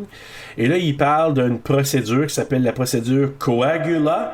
Et tu te souviens au départ, tantôt je te disais le générique du film en turquoise, là? Ben, le style d'écriture, c'est la même chose que quand c'est marqué Behold the Coagula. Tu sais, le nom de l'entreprise, là? Tu sais, quand ils sont là rassemblés, là, ben c'est la même écriture que ça. Fait que c'est une procédure, on sait pas trop encore, là. C'est pas clair encore c'est quoi la procédure, là, à ce moment-là. Et là, on voit la télé qui change pour une autre image. On voit juste la tasse de thé avec la petite cuillère, encore de Missy. Elle fait juste brasser, puis là, Chris qui voit ça, puis il s'évanouit. Rod, lui, il est sûr, ok, la famille Armitage, elle enlève les Noirs pour en faire des esclaves sexuels. C'est encore son intention. Ouais, mais c'est pas vraiment expliqué, hein, pourquoi qu'ils prennent des Noirs. Oui, mais je vais y revenir, oui. Ben oui. C'est expliqué. C'est à cause de leur génétique. Ben, pourquoi j'ai manqué ça? J'avais-tu probablement, mais je vais y revenir, il en parle un petit peu plus tard. Donc, c'est ça. Donc, Rod, il tente de prévenir la police. Il s'en va voir des policiers qui est une policier noire. Puis au départ, on est sûr. c'est drôle, là. Là, il dit... C'est fucking drôle, ça. Mon boy est disparu. Ah, votre fils? Non, my boy, my friend, tu sais, mon ami, tout ça. C'est fucking chien. Elle va chercher ses deux collègues, genre, pis il refait vivre toute la panique. Au départ, tu dis, elle va les chercher parce qu'elle veut qu'ils entendent l'histoire, parce qu'ils vont les aider, puis ils vont faire une enquête. Mais non, elle les fait venir juste pour qu'ils puissent rire de lui, tu sais. On s'entend, là. Moi, quelqu'un qui me raconte cette histoire-là, je vais trouver ça un peu over the top. Fait que je comprends, mais en même temps, c'est chiant quand même ce qu'elle a fait. Fait que là... Ben, tu vois, ça c'est un comic relief comme dans la seule affaire... je sais que peut-être toi tu l'as pas vu probablement, là, mais dans la saison 6 de Buffy the Vampire Slayer, une des personnages principales devient incontrôlable. C'est une grosse métaphore par rapport à l'addiction à la drogue. Ben, la fille, elle devient addictée à la magie. Puis ça prend le dessus sur elle. Vu qu'elle est en deuil, en tout cas, elle pète une coche. Elle est vraiment épeurante, Allison Hannigan. Fait qu'elle, justement, elle devient là, incontrôlable, puis il y a rien qui l'arrête tellement qu'elle est en colère, tu sais. à un certain point, justement, quand elle réussit à être contenue, ça devient tellement intense que moi, je me rappelle, il avait fallu que je sorte la pièce à un moment donné, là, parce que j'étais comme, ok, c'est trop fucké, ça me déstabilise au bout. Tu sais, mais tu sais, on s'entend, là, je suis une grosse tapette, là. Façon de parler, excuse. Un moment donné, il y a une scène comme ça qui arrive que Giles puis Buffy, Giles qui est son Watcher, ils se mettent à rire, mais à rire, puis rire, puis rire, puis rire. On l'avait besoin de ça. Mais ça, tu vois, cette scène-là, je la considère comme ça. Et je pense probablement c'est ça qu'il a voulu faire pour un peu enlever un petit peu de... Parce que ça devient vraiment... c'est plus que troublant. Là. Moi, je m'excuse, là, je blâme pas ça sur ma grosse empathie. Je pense que ça vient vraiment atteindre tout le monde si on mis cette scène-là là, tout de suite après dans le poste de police. Oui. Parce que... Hey, c'est quelque chose, t'arrives à quelque part, il est complètement sans défense, il est complètement tout seul. Ben oui. Puis il est pris là, il est fait le gars, là. Tu vois pas vraiment comment il peut s'en sortir parce qu'ils ont le total contrôle de lui, ils peuvent même contrôler son corps pis sa conscience. Exact. Puis le seul qui lui peut penser puis qui care pour lui puis qui dit... Il y a quelque chose qui se passe qui est pas correct. C'est Rod. Même la police la prend pas au sérieux. Ben c'est ça, tu sais. Il peut même pas compter là-dessus. Puis en plus, avec des policiers noirs aussi qui auraient pu être peut-être plus empathiques. Ben non, il rit de lui en plus. Fait que là, oublie ça, là. C'est là que le film devient vraiment un film d'horreur et non pas un film d'horreur sur le racisme. Je sais pas si tu comprends ce que je veux dire. C'est à partir de là que le transfert se fait, mettons, tu sais. Oui, exact. Là, Rod qui s'en va. Non, je peux pas avoir de l'aide de la police. Il essaie d'appeler Chris, ça répond pas. Jusqu'à un moment donné, c'est Rose qui répond au téléphone. Ah non, Chris a quitté il y a 2 jours. Ben voyons, non, ça se peut pas. Mais là, tu vois que Rod, il sait que Rose est amant, là. T'as vu, à un moment donné, il coupe le téléphone, puis là, il dit... Oh, you're just a lying bitch! Tu vois que lui, il veut pas y dire en pleine face, parce qu'il... Probablement qu'il doit se dire, je veux rien faire de trop intense. Oui, parce que tu sais pas comment tu vas réagir, mais en effet, elle a zéro émotion, tout sur le même ton, super monotone. Puis la minute qu'elle sent qu'il s'en vient trop proche, ça s'en va l'attaquer là où il faut pas, là. Exactement. C'est là qu'il dit... Ah ouais, ok, ben là, j'ai pas eu de nouvelles. Arrête. Qu'est-ce que tu veux dire? Arrête, Rod. Je sais pourquoi tu m'appelles. C'est parce que tu me veux. Tu veux me baiser. Ah ouais, oui, là. Fuck me, Rod. Ah. Ouais. Là, tu dis, hey, elle est malade, elle est folle. Ben, elle veut juste fermer la gueule. Ben oui, mais manipulatrice, mais elle est comme... Tu sais, on dit un fou fin, mais c'est une folle fine, là, comme... Elle est vraiment, tu dis, hey, pas une folle fine pantoute, c'est une sociopathe, c'ti. Oui, je sais, mais tu sais, elle est manipulatrice au bout, mais comme, j'ai trouvé vraiment bonne en tant qu'actrice. J'ai dit, oh my God. Tu comprends ce que je veux dire? Oui, vraiment, là, je veux dire. Puis le pire, c'est que ça fait ça parce que son père est direct à côté. Ben oui, c'est ça. C'est fucké, c'est tellement fucké. C'est vraiment fucké. Puis là, le plus drôle aussi, c'est déstabilisant, traumatisant, mais en même temps drôle, c'est de voir la réaction de Rod qui est comme toute perturbée, il est en choc, il dit... Qu'est-ce qu'elle vient de me dire là? T'es une folle! Je raccroche, bye! Comme, t'es folle!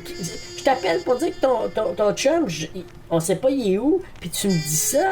Tu sais, il est comme confus au bout, puis je peux bien le comprendre. Fait que c'est ça, il raccroche. Là, on retourne à Chris qui se réveille. Et là, à la télé, on voit le fameux Jim Hudson, le fameux marchand d'art ou le propriétaire de la galerie d'art. Hey, il y a un intercom, fait que tu peux parler, je vais t'entendre. Là, Chris, il parle, puis... C'est cool qu'il ait précisé ça. Les 2 fois, je me suis dit, il y a un intercom. Ben oui. Ok, c'est le même qui l'entend. Tu sais, habituellement, il aurait juste comme laissé ça aller, puis laisser ça agir en tant que science-fiction. Genre, ok, tu peux l'entendre, c'est clair qu'il y a des micros.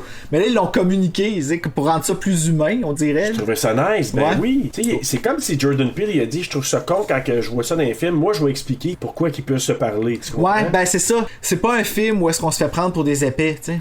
Exact, tout à fait, c'est un gros plus là. Et puis là, ce qu'on voit, c'est Jim qui semble se préparer une opération, hein, il est comme assis, puis il est comme dans une salle, et là il en parle, et là c'est là que tu apprends que le cerveau de Jim va être transplanté dans le corps de Chris, puis là il dit... Ah, tu vas être un peu conscient, mais c'est moi qui vais contrôler ton corps, je vais devenir toi. Ok, je vais être comme dans le sunken place, je vais voir, mais j'aurai aucun contrôle, mais je vais être conscient que je vais être là. C'est fou! C'est... comme... Puis tu vois, c'est un peu le même genre de chienne que j'ai pour Evil Dead. OK. Quand ils se font posséder, là, pis qu'ils deviennent des deadites, là, ben c'est un peu ça. Tu sais, ils sont parfaitement conscients. Fait que quand ils commencent, là, comme dans le vieux, là, quand elle commence à se manger le poignet, là, elle sent tout ça, la fille, en dedans, là. Mais ils ont pas de contrôle de leur corps, c'est ça l'affaire. Ça, là, ça me dérange. c'est dégueulasse. Ben, c'est un peu une vie éternelle pour eux autres, mais ils vont voler celle des autres, tu sais, comme... Mais c'est parce que c'est là que tu vois, ben, de un, dans le cas de Jim, c'est parce qu'il veut devenir Chris, c'est pour ça qu'il a acheté Chris, finalement. Il veut devenir Chris à cause des yeux de Chris, ses yeux de photographe. Fait que lui, il a perdu la vue, il veut retrouver la vue, mais avec les yeux de Chris, qui a des yeux exceptionnels, parce qu'il est photographe. Ben, son talent dans sa génétique puis tout ça, tu sais, il veut... Exactement. Là, tu dis, ah, ok, mais c'est vraiment dégueulasse. Là, on voit encore la tasse de thé. Ah oui, elle vient pour... elle veut encore... Elle vient pour le brasser. Puis là, Chris qui s'évanouit, mais finalement, il fake. Il simule s'évanouir. Ce qu'on sait après, c'est parce que, tu sais, il grattait le fauteuil, puis il y avait de la mousse. Un tigre, sûrement, qui s'est réveillé à cause de l'arrêt de fumée. Oui, puis d'ailleurs, on le voyait quand il était jeune aussi. C'était un trait de nervosité. Là, il faisait comme... Non, mais je pense que c'est amplifié par ça, t'as raison. Et il avait comme déchiré le fauteuil, puis il y avait de la mousse. C'est important parce que la mousse, il se l'est sacré dans les oreilles. On sait ça après, que finalement, quand Jérémy... Parce que là, Dean, il se prépare à faire la transplantation du cerveau. Puis là, il commence à découper le cerveau de Jim pour l'implanter dans le corps de Chris. Là, Jérémy, ben là, il vient chercher Chris pour l'amener pour l'opération. Il détache tout ça. Puis là, Chris, qui simulait être évanoui, hey, il t'y ramène un coup sur la tête avec un genre de balle de croquet ou je sais pas trop quoi. Super dur. Hey, il assomme Jérémy. Il y a même du sang sur la balle. Hey, ça a pas dû faire du bien. Du sonner solide, là. C'était brutal. Un léger balle de tête va peut-être avoir besoin de Tylenol, il va être correct le lendemain. Ouais, peut-être. Ouais. Et c'est là qu'on sait que Chris il simulait à être évanoui parce qu'il s'était mis de la mousse dans les oreilles. Fait que quand l'autre a brassé la petite cuillère dans la... Ça n'a pas fonctionné. Ça n'a pas fonctionné. Fait qu'il a pu se réveiller et assommer Jérémy, et j'étais très fier de ça. Retournons à Dean. Retournons à Dean. Qui a commencé l'opération. Et là, il se demande... Il aurait peut-être dû attendre un petit peu. Oui, il aurait dû attendre un petit peu. Le petit cerveau va sécher. Le petit cerveau va sécher. Ben, il t'a l'air, le petit cerveau. Fait qu'il va sécher. Fait que là, il se demande... il demande... Comment c'est que Jérémy n'arrive pas avec Chris? Hein? T'es où, Jérémy? Fait que là, il se demande, il est où, Jérémy? Puis là, ben, parce que normalement, Jérémy aurait dû avoir amené Chris déjà dans la salle d'opération. Fait que là... Là, on parle bien de Jérémy, là. Oui, Jérémy, son fils. Ok, je voulais juste être sûr qu'on parlait bien de Jérémy. Je commence à connaître tes tropes. Ah, si, tu vas faire de quoi avec ça, toi? Avant, je catchais pas les premières fois, mais là, je me dis, ok, c'est parce que j'ai dit Jérémy 18 fois, mais au départ, je catchais pas les premières fois que tu faisais ça. À peu près tard, tu es en train d'enregistrer le 9e épisode. Non, mais c'est parce que depuis que j'entends les petites tunes que tu fais avec ça, je me dis, c'est qu'il va en faire une autre. Fait que là, c'est ça. Puis là, ben, Dean qui sort à l'extérieur, et là, à un moment donné, il se fait empaler par Chris avec sa tête de chevreuil. Il rentre ça dans le corps, là. Ouf! Non, mais quelle arme unusual. T'sais. Moi, tu vois, je pensais que le chevreuil avait un rapport. Parce que quand il était accroché au mur, là. Ben oui, aussi. Puis qu'on le voyait, je me suis dit, ok, ben ça a peut-être un rapport de quelque sorte, ou avec le chevreuil du début, ou des. Il y a sûrement un lien, là. Faudrait que je vais réécouter à un moment donné jusqu'à la fin le commentaire de Jordan Peele. Je suis sûr qu'il va faire le lien. Ben, écoute, j'en ai pas vu, moi, à part qu'il l'a utilisé comme un arme. Et qu'il dira ça dans le corps de Dean. Ben, c'est smart. Et que j'étais content. C'était smart, c'est la seule arme qu'il avait, puis il a bien fait, puis j'étais tellement fier qu'il rentre ça dans le corps de même. Fait que là, Chris, il remonte à la cuisine, et là... T'as-tu vu Georgina sacré son camp quand elle a vu Chris? Oh my god! Tu sais, Chris qui monte en haut, il a la cuisine, puis là, Georgina qui est là. Ah, ok. Ah, il est pas censé être là. Hey, elle pique le train, là, ça va de là. Hey, I'm done. Get out. Je m'en vais d'ici. Elle a compris. Elle a compris c'était quoi? Ben ouais, un peu. Puis là, ben c'est ça, Missy qui arrive là, il se regarde, puis là... Elle s'est dit... Hey, ben, faut que je l'hypnotise. Elle s'en va pour aller chercher sa tasse. Hey, Chris qui sac une plaque à la tasse, puis il pète la tasse de thé. Fait que là... Ah ouais, non, là, tu me referais pas ça une autre fois, toi, ma sacrement. Tu me referas pas ça, ma maudite Missy. Tu me pogneras pas. Fait que là, elle essaie de le poignarder, puis je pense qu'elle y rentre le couteau dans la main, hein. Oui, mais ça encore... Oui. Puis lui, il a de l'air à rien sentir, là. Il est en transe, là. C'est ça, il est-tu... Dans ma tête, ça fait, ok, il est comme sous hypnose, est-ce qu'il y a comme une suite à ça, ou parce qu'il la regarde dans sa zone là. Il sent rien puis il est comme ah ouais. Tu sais, tu regardes, mettons que tu vois le contraire avec Olivia dans Scream 4 quand elle se fait rentrer le couteau dans la main là, je sais pas si tu t'en rappelles là, mais moi ça m'avait marqué ça, il y a quelque chose avec les couteaux puis les mains là qui viennent me chercher d'une certaine façon là. Ah mais Bruno, c'est parce qu'on peut j'ai avec le terme relate, là, mais on peut juste peut-être plus se dire, oui, un couteau dans la main, ça peut nous arriver, puis on s'est déjà coupé. Fait qu'on sait que ça peut être sensible. Oui, puis entre autres aussi, c'est comme un peu l'inévitable. Si t'essaies de te défendre quand quelqu'un arrive pour te poignarder, ben tu vas comme te mettre tes deux mains en avant, fait que oui, ça va te rentrer dans la main, puis somehow, c'est sûr que ça te fait mal, tu sais. Puis on veut pas que ça arrive aussi. Fait que quand on le voit que ça arrive, on est comme il focusait sur Missy. Finalement, il réussit avec son effort à prendre le couteau, puis je pense qu'il a rentré dans la tête, on voit rien, on entend, là. Puis je pense qu'il a rentré le couteau dans la tête, il s'est débarrassé de Missy. Bon débarras dans ce cas-là. Calé, ça a fait bonne sa cigarette après ça, lui. Ah, solide. Quelle soirée. Fait que là, ben, Chris qui essaye de sortir. La porte est barrée par l'intérieur. Jérémy qui saute dessus. Parce qu'il est pas mort. Parce qu'il est pas mort.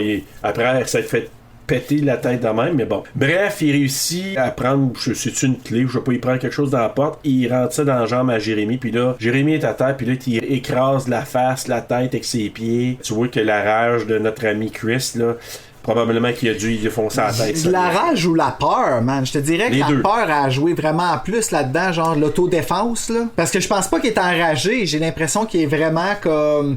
Ben, c'est un mélange de tout ça, je pense. Mais avec le stress, puis regarde, avec tout ce qu'il a subi, là, je pense. Ça se peut-tu? Ben, ouais, je pense que justement, c'est que l'autodéfense qui est rentrée en règle, tu sais, puis qui a fait... Ok, ben, no matter what, en ce moment, genre, la seule façon de m'en sortir, c'est si je les élimine, tu sais. Oui, exactement. Je pense que c'est vraiment il est dans ce mode-là présentement. Et là, t'as-tu vu après la maudite Rose à chenoute, là, avec ses Fruit Loops? Oh my God. Ouais, bonne par exemple. Mais t'as-tu vu, elle les choisit, elle les mange et elle prend le lait à part. Oui, ben ça c'est clairement un trouble qu'elle a, qui ont voulu nous montrer comment qu'elle était fuckée. Ben pas fuckée, mais qu'elle avait des troubles mentaux. Il y a quelque chose, ça a rapport avec la santé mentale, moi je pense. Ah ouais, clairement, là, elle est pas bien. Peut-être qu'elle est hypnotisée aussi, hein. Ben ça peut être sa mère qui l'a fucké de même en on sait pas, là. Tout est possible avec cette maudite famille de malades-là. Serais-tu fucké, toi, Esti, si ta mère c'était une drag queen Letterface? Ben probablement que oui, j'imagine, là. Donc c'est ça, finalement, Jérémy, on sait, là, il a attrapé la muerte. Il a attrapé la muerte, oui. Jérémy. Donc, Jérémy est muerté. Rose qui mange ses Fruit Loops séparément de son lait pendant qu'elle fait des recherches sur Bing. Puis là, je pense qu'elle cherche des prospects de la NCAA noire pour ses prochains qu'elle va stocker, probablement. Elle cherche un black. Oui, elle cherche un autre black. Parce que once you go black, you never go back. Never come back. Il y en a qui n'ont même pas besoin d'aller black pour never come back. C'est un autre dossier. Alors, Chris se sauve avec la voiture de Jérémy, la fameuse voiture blanche. Donc, il réussit, il avait pris les clés de Jérémy. Donc, il se part avec la voiture. Puis là, vraiment, out of nowhere, il est rentré dans Georgina. Ouais, elle a décidé qu'elle revenait. Je sais pas si elle a sauvé. Elle a sauté sur le char. Elle a sauté sur le char, elle s'est fait frapper. Puis là, pendant qu'il parle avec une préposée du 911, ben là, il frappe Georgina. Et là, c'est là le lien avec sa mère. Il voit Georgina à terre en train d'agoniser. Puis là, il s'est dit, je ferais pas comme ma mère. Je peux pas la laisser par terre en train de mourir.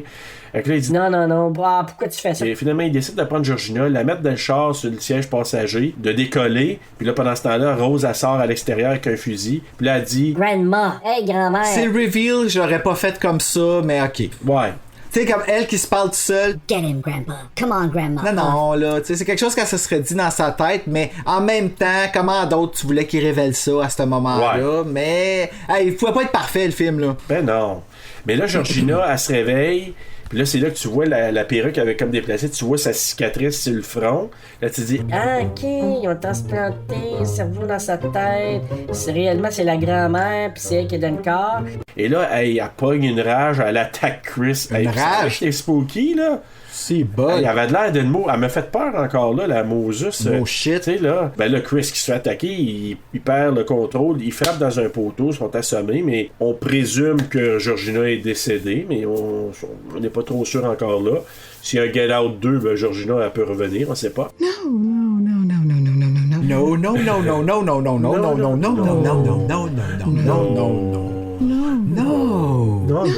I was dead in the first one.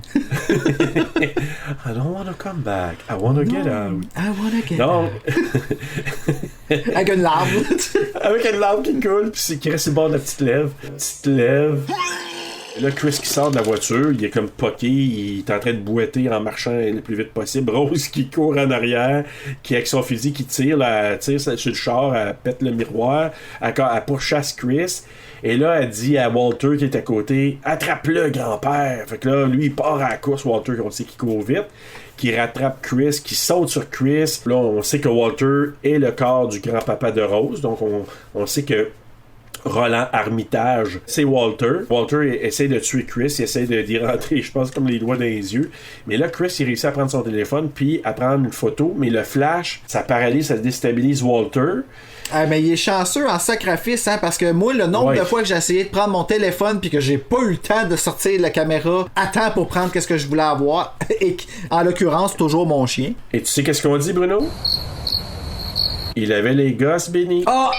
J'étais dans ma tête, j'ai comme, ok, non, il n'y a pas rien qui arrive pour rien. Y a pas de la... Puis c'est drôle, c'était la plus. En effet, il y avait les gosses bénis. Il était fait pour survivre. Dans ce film-là, c'est Chris à ce moment-là qui avait des gosses bénis. Et là, quel bel gosse elle doit être.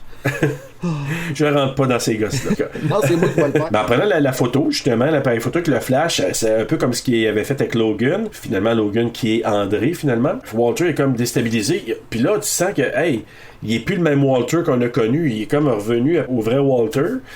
Là, il demande à Rose, donne-moi le fusil, m'a le tiré, moi. Puis là, elle donne le fusil, mais là, il tire Rose dans le ventre. Là, elle, comme en choc, puis elle tombe par terre. Lui, Grandpa, what the fuck?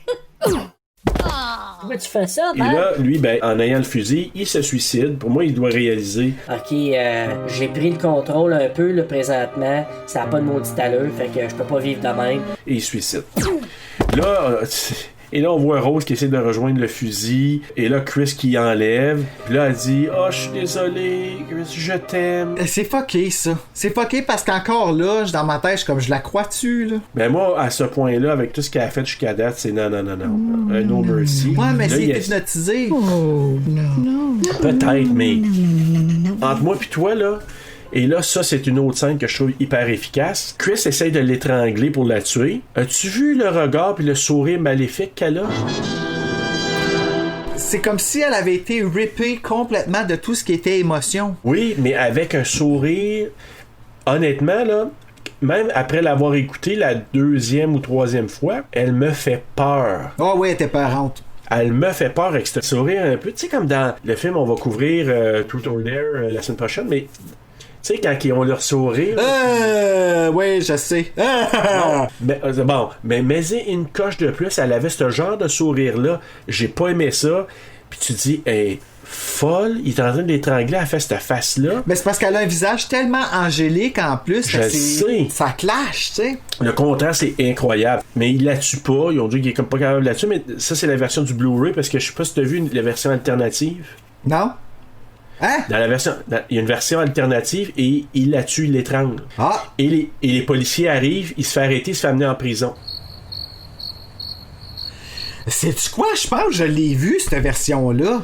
Parce que quand je l'ai écouté, j'ai fait, il me semble que ça finissait pas comme ça. Là, on vous explique, chers auditeurs, la version qui est la version du Blu-ray régulier. Le régulier, puis je pense que c'est la version au cinéma que j'avais vue aussi. Et là, il y a une voiture de police qui arrive, puis là, Rose qui voit...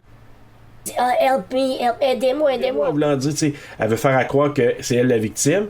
Mais là, c'est Rod qui sort de la voiture, son chien est mort. Tu vois que, ok, j'ai rien que je peux faire, assez fort. Ah, ok, je pensais que tu disais que le chien de Chris était mort parce que... Non, le chien de Rose est mort. Donc son chien est mort, il n'y a plus rien à faire. Hey, ça, parenthèse, là, oui. Utilise jamais cette expression-là en anglais, tu vas avoir l'air d'un Chris de cave. Her dog is dead. J'ai déjà dit ça un moment donné, j'avais une amie qui était anglophone, esti, pis... And my dog is dead. Oh my god, what happened? Je suis comme... No, it's... Ok, never mind. Je savais pas que c'était une expression qui se disait pas en anglais. Puis, c'est tout. Une petite tranche de vie. Il y a des affaires comme ça qu'en anglais on peut pas Ouais, non, ne fais pas ça. Non, fait que là, son chien est mort. Her dog is dead. Ouais, her dog is dead. Fait que là, mais tu vois qu'elle dit... Ah, c'est pas le police, c'est l'ami à Chris. Ah, tu sais, il y a rien que je peux faire. On aurait pu essayer d'y offrir du sexe, apparemment, il y a veut. Fait. Ouais, mais lui, tu vois que lui, il veut rien savoir, là, c'est une maudite folle. Ouais, c'est la fin, il n'y a plus rien à faire. Là. Et là, c'est ça, là, Chris qui rentre dans la voiture de police, puis Rod qui dit à Chris, après avoir, tu sais, un moment de silence. T'avais averti de pas rentrer dans cette maison-là. Ouais, c'est C'est comme, je peux pas m'empêcher de te dire, je te l'avais dit. T'sais. Je te l'avais dit, tu sais, de pas aller là. Hein? Fait que, ok, ouais, tu l'as dit. Et là, ben, il quitte l'endroit, puis il rentre chez eux pendant que Rose agonise par terre. Est-ce qu'il est mort de ses blessures? On ne sait pas. On présume que oui. Ben, le temps que les ambulances arrivent, elle a le temps de mourir 3-4 fois, là, tant qu'à moi. Là. Je l'espère grandement.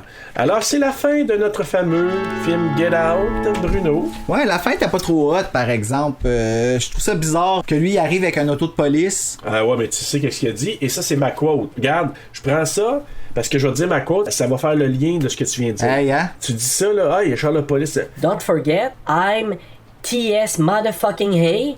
We handle shit.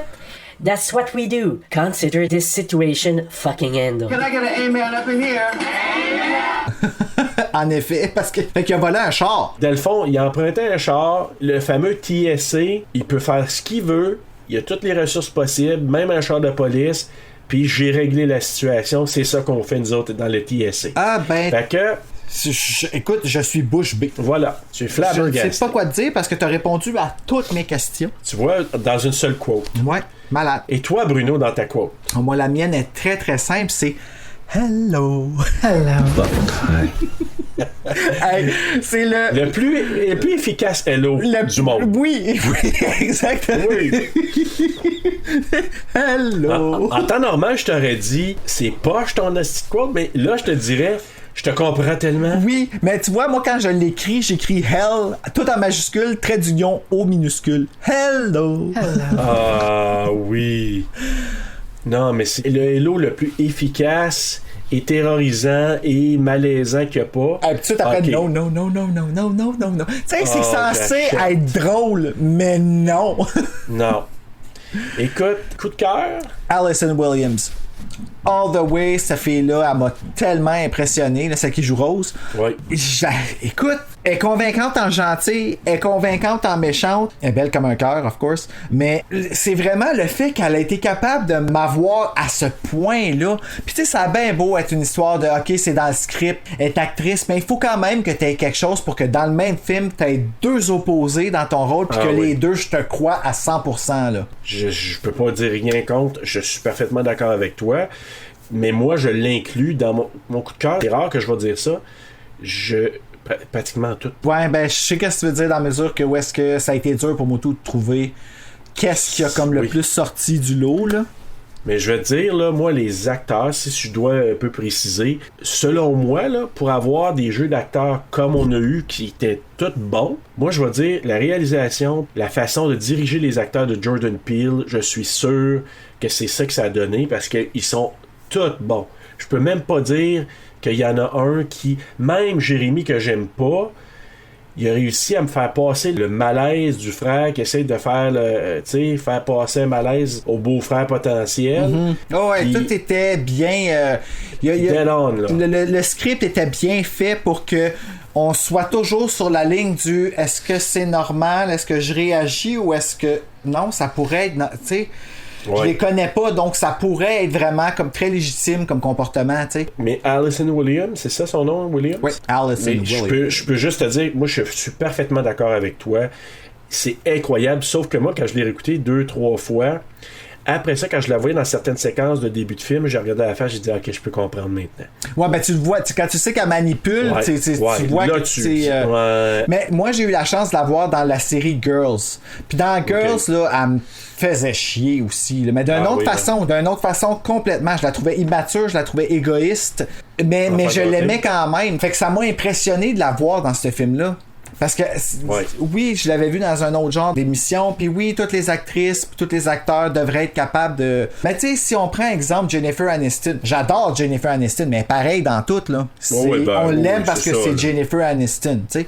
Mais elle a pas un range... c'est ça. Tu sais, c'est une actrice commerciale très... puis tu sais, oui, elle nous en donne des affaires, mais tu sais, exemple, Julia Roberts. Julia Roberts, on l'aime parce que c'est Julia Roberts. Elle est pareille dans tous ses films. Quand elle rit, elle est pareille. Mais elle, Allison Williams, il est là le vrai, je trouve le vrai talent, que tu arrives là, de la prendre au sérieux comme ça, puis de complètement oublier que c'est l'actrice, là. Non, c'est tout... Mais comme moi, je la connaissais pas avant ça, j'ai juste fait comme wow, quelle performance de Daniel Kaluuya, quelle performance de tout le monde finalement. Là. Coup de couteau. Coup de couteau. Ben moi je l'ai dit tantôt là, mais c'est justement là, le fait que Rod était trop stéréotypé. Je suis sûr qu'il aurait pu trouver une façon peut-être d'aller à l'encontre, mais peut-être en même temps que c'était une façon de faire de l'autodérision par rapport justement à la culture noire, puis de faire comme une espèce de ok, tu sais, oui, je vous mets en face qu'il y a du racisme, puis je vous fais vivre du racisme, mais en même temps je vais rire de nous autres un peu, tu sais. Okay. Mais tu sais, c'est pas la grosse affaire là. J'étais content qu'il y ait ça dans la mesure que l'humour était vraiment drôle, c'était bien exécuté, c'était pas de mauvais goût. Parce qu'il aurait pu tomber dans le mauvais goût, là, puis aller, genre, utiliser le mot toutes les 5 minutes, puis ces affaires-là, tu sais. Mais il est pas allé là, ouais. C'est ça, il est pas allé là, ouais. Puis ça, c'est très apprécié, parce que moi, j'ai bien de la misère avec le côté de moi, je peux dire le mot, mais toi, tu peux pas parce que t'as pas la peau noire. Il y a personne qui s'est empêché de dire le mot tapette en avant de moi, là, tu sais, tu comprends-tu? Puis j'en ai pas fait la grosse affaire. Fait que oui, ça, c'est un problème avec moi, puis oui, il est pas tombé là-dedans. So, ouais, au moins ça, ouais. Tu comprends ce que je veux dire? T'es ambivalent dans ton coup de couteau, c'est pas un coup de couteau ferme. Là. C'est ça. Tu sais, c'était un coup de couteau, mais j'ai manqué mon shot. Ouais. Ou t'as passé entre les doigts de la main puis pas vraiment dans la main. Là. C'est ça! Ah, ok. Ben écoute, moi j'ai changé mon coup de couteau en cours de route à un moment donné parce que, initialement, avant de m'informer sur ça, je trouvais ça weak un peu l'affaire du petit garde-robe qui est ouvert puis qui avait les photos là à pleine vue puis c'était pas caché. Ouais. Ouais, moi c'était vraiment, là, ça c'était comme, c'est peut-être une petite partie que je trouve un peu tirée par les cheveux. Après que j'ai lu que je me suis dit, ok, ouais, peut-être que Georgina ou Walter, c'est eux qui ont ouvert ça en disant, Chris, essaye, va voir, on te donne une piste là, le mieux possible. Je me dis, ok, ça sauve un peu la mise, mais je me suis dit, c'est comme vraiment trop obvious, mais bon, c'est la seule petite partie, moi, qui me dit ça. Mais sinon, s'il faut que j'en cherche un autre ou que peut-être Jérémy, je me dis, une fois qu'il s'est fait taper sa tête aussi solidement 2 fois, pas une, mais 2, pas sûr qu'il serait revenu, moi de même. S'il avait été tapé sa tête une fois, juste pour comme perdre conscience, puis tomber à terre, puis qu'il revient plus tard, j'aurais dit correct. Là, je cherche, là, tu sais, je tire, je vois dans les petits détails que bon. Mais c'était un peu ce point-là. Ben, c'est un petit peu dur de trouver des coups de couteau dans un film qui a très peu d'erreurs dedans, là, tu sais. Vraiment. Parce que, tu sais, moi, dans mon coup de cœur, là, je pourrais très bien mettre aussi justement les petits détails. Le paquet de cigarettes, tu sais, au début, il incorpore ça, le deer qui se fait lutter, tu sais, puis que là, qui va jouer dans sa... Tu sais, toutes les petites affaires qui sont... incluses. Le téléphone qui est débranché.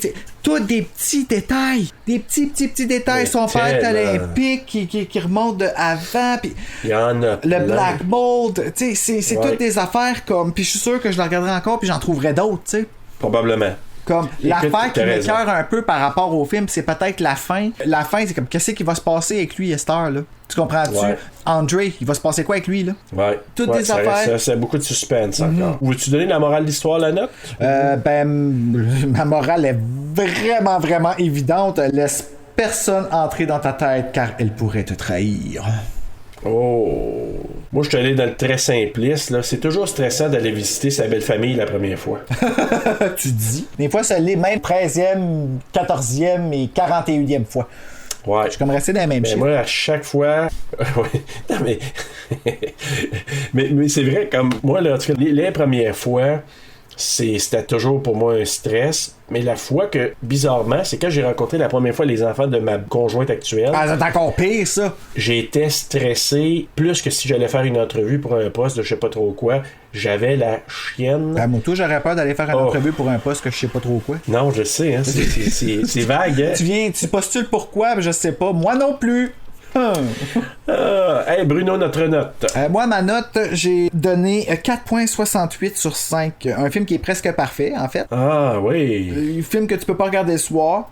Comme je t'ai dit, écoute, j'y ai enlevé pas beaucoup de points, mais c'est à cause justement de la fin là, qui est un peu facile et ambiguë, puis la petite déception que j'ai par rapport au stéréotypage, mais ça c'est vraiment une question de principe moral que j'ai là.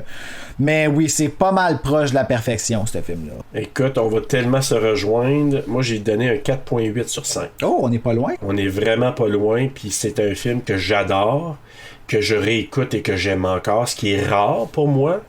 c'est un film qui, selon moi, va quand même assez bien vieillir, mais déjà là, je sais que c'est actuel, c'est un film récent. Ça fait plusieurs fois que je le réécoute, c'est un film qu'on réécoute en famille et que tout le monde aime chez nous. Vraiment, 4.8 sur 5, donc c'est ma note, Bruno. 4.8 très bien mérité, en effet. Là, Ouais, honnêtement, là, ça va prendre un autre film assez solide pour accoter ça au niveau des notes. En terminant, est-ce que tu avais un film, d'autres films? Parce que c'est dur de trouver des films similaires. À part Stepford Wives, ouais. Puis je l'ai pas vu Stepford Wives, mais je sais que le vibe, là. Ouais, la vibe est un peu la même, là, comme sauf qu'ils ont pas été dans la comédie là-dedans, là, à part pour les bouts, les comic relief. Là. C'est pas mal tout ce que je peux voir là, justement là, qui est ou Body Snatchers, comme tu disais tantôt. C'est ça. Là, moi, c'est Body Snatchers. Parce que c'est la possession du corps. Ben c'est ça, tu prends ton. C'était bon ce film-là. Je le réécouterais moi aussi, là, mais pas tout de suite. T'sais, je le réécouterais quand que je me rappelle plus à quel point que ça fait peur. Là. Parce que oui, c'est bon, puis en effet, là, Kalouhi, il est pas désagréable pour les yeux, fait que ça serait une raison pour laquelle je le regarderais, là, me connaissant. Tout mis ensemble, c'est un bonus de le réécouter.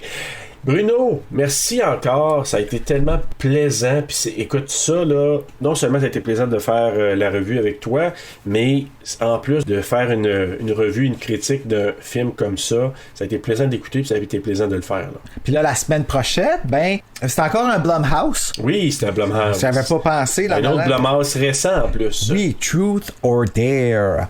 Donc, avec, comment qu'elle s'appelle Vérité encore, là? ou conséquence. Vérité ou conséquence. C'est ça le titre en français? Oui, Vérité ou conséquence. Ça fait du sens. Ah oui, c'est ça, c'est en France, c'est Action ou Vérité. Oui, ce qui est... Ouais, on dirait que ça a moins d'impact, hein, mais pour eux autres là-bas, ça fait. Mais on parlera pas trop fort parce qu'on va peut-être avoir des fans français, donc on vous aime là. Mais oui, on vous aime. Voyons donc. Mais pourquoi vous traduisez des titres en anglais en anglais? Ça, si vous voulez communiquer avec nous, ça va nous faire plaisir de comprendre. Ben oui, expliquez-nous-le pour que nous on puisse l'expliquer aux Québécois. Ma gueule. Ben oui. Mais Vérité et conséquences, Truth or Dare la semaine prochaine, avec une invitée qui est une fan de notre émission et qu'on a décidé d'inviter avec nous. Alors, je vous la présente pas tout de suite, je la présente la semaine prochaine. La revue de Truth or Dare, Vérité ou conséquences. Bonne semaine à tous. Bonne semaine Bruno et à bientôt. Bonne semaine et faites de beaux cauchemars.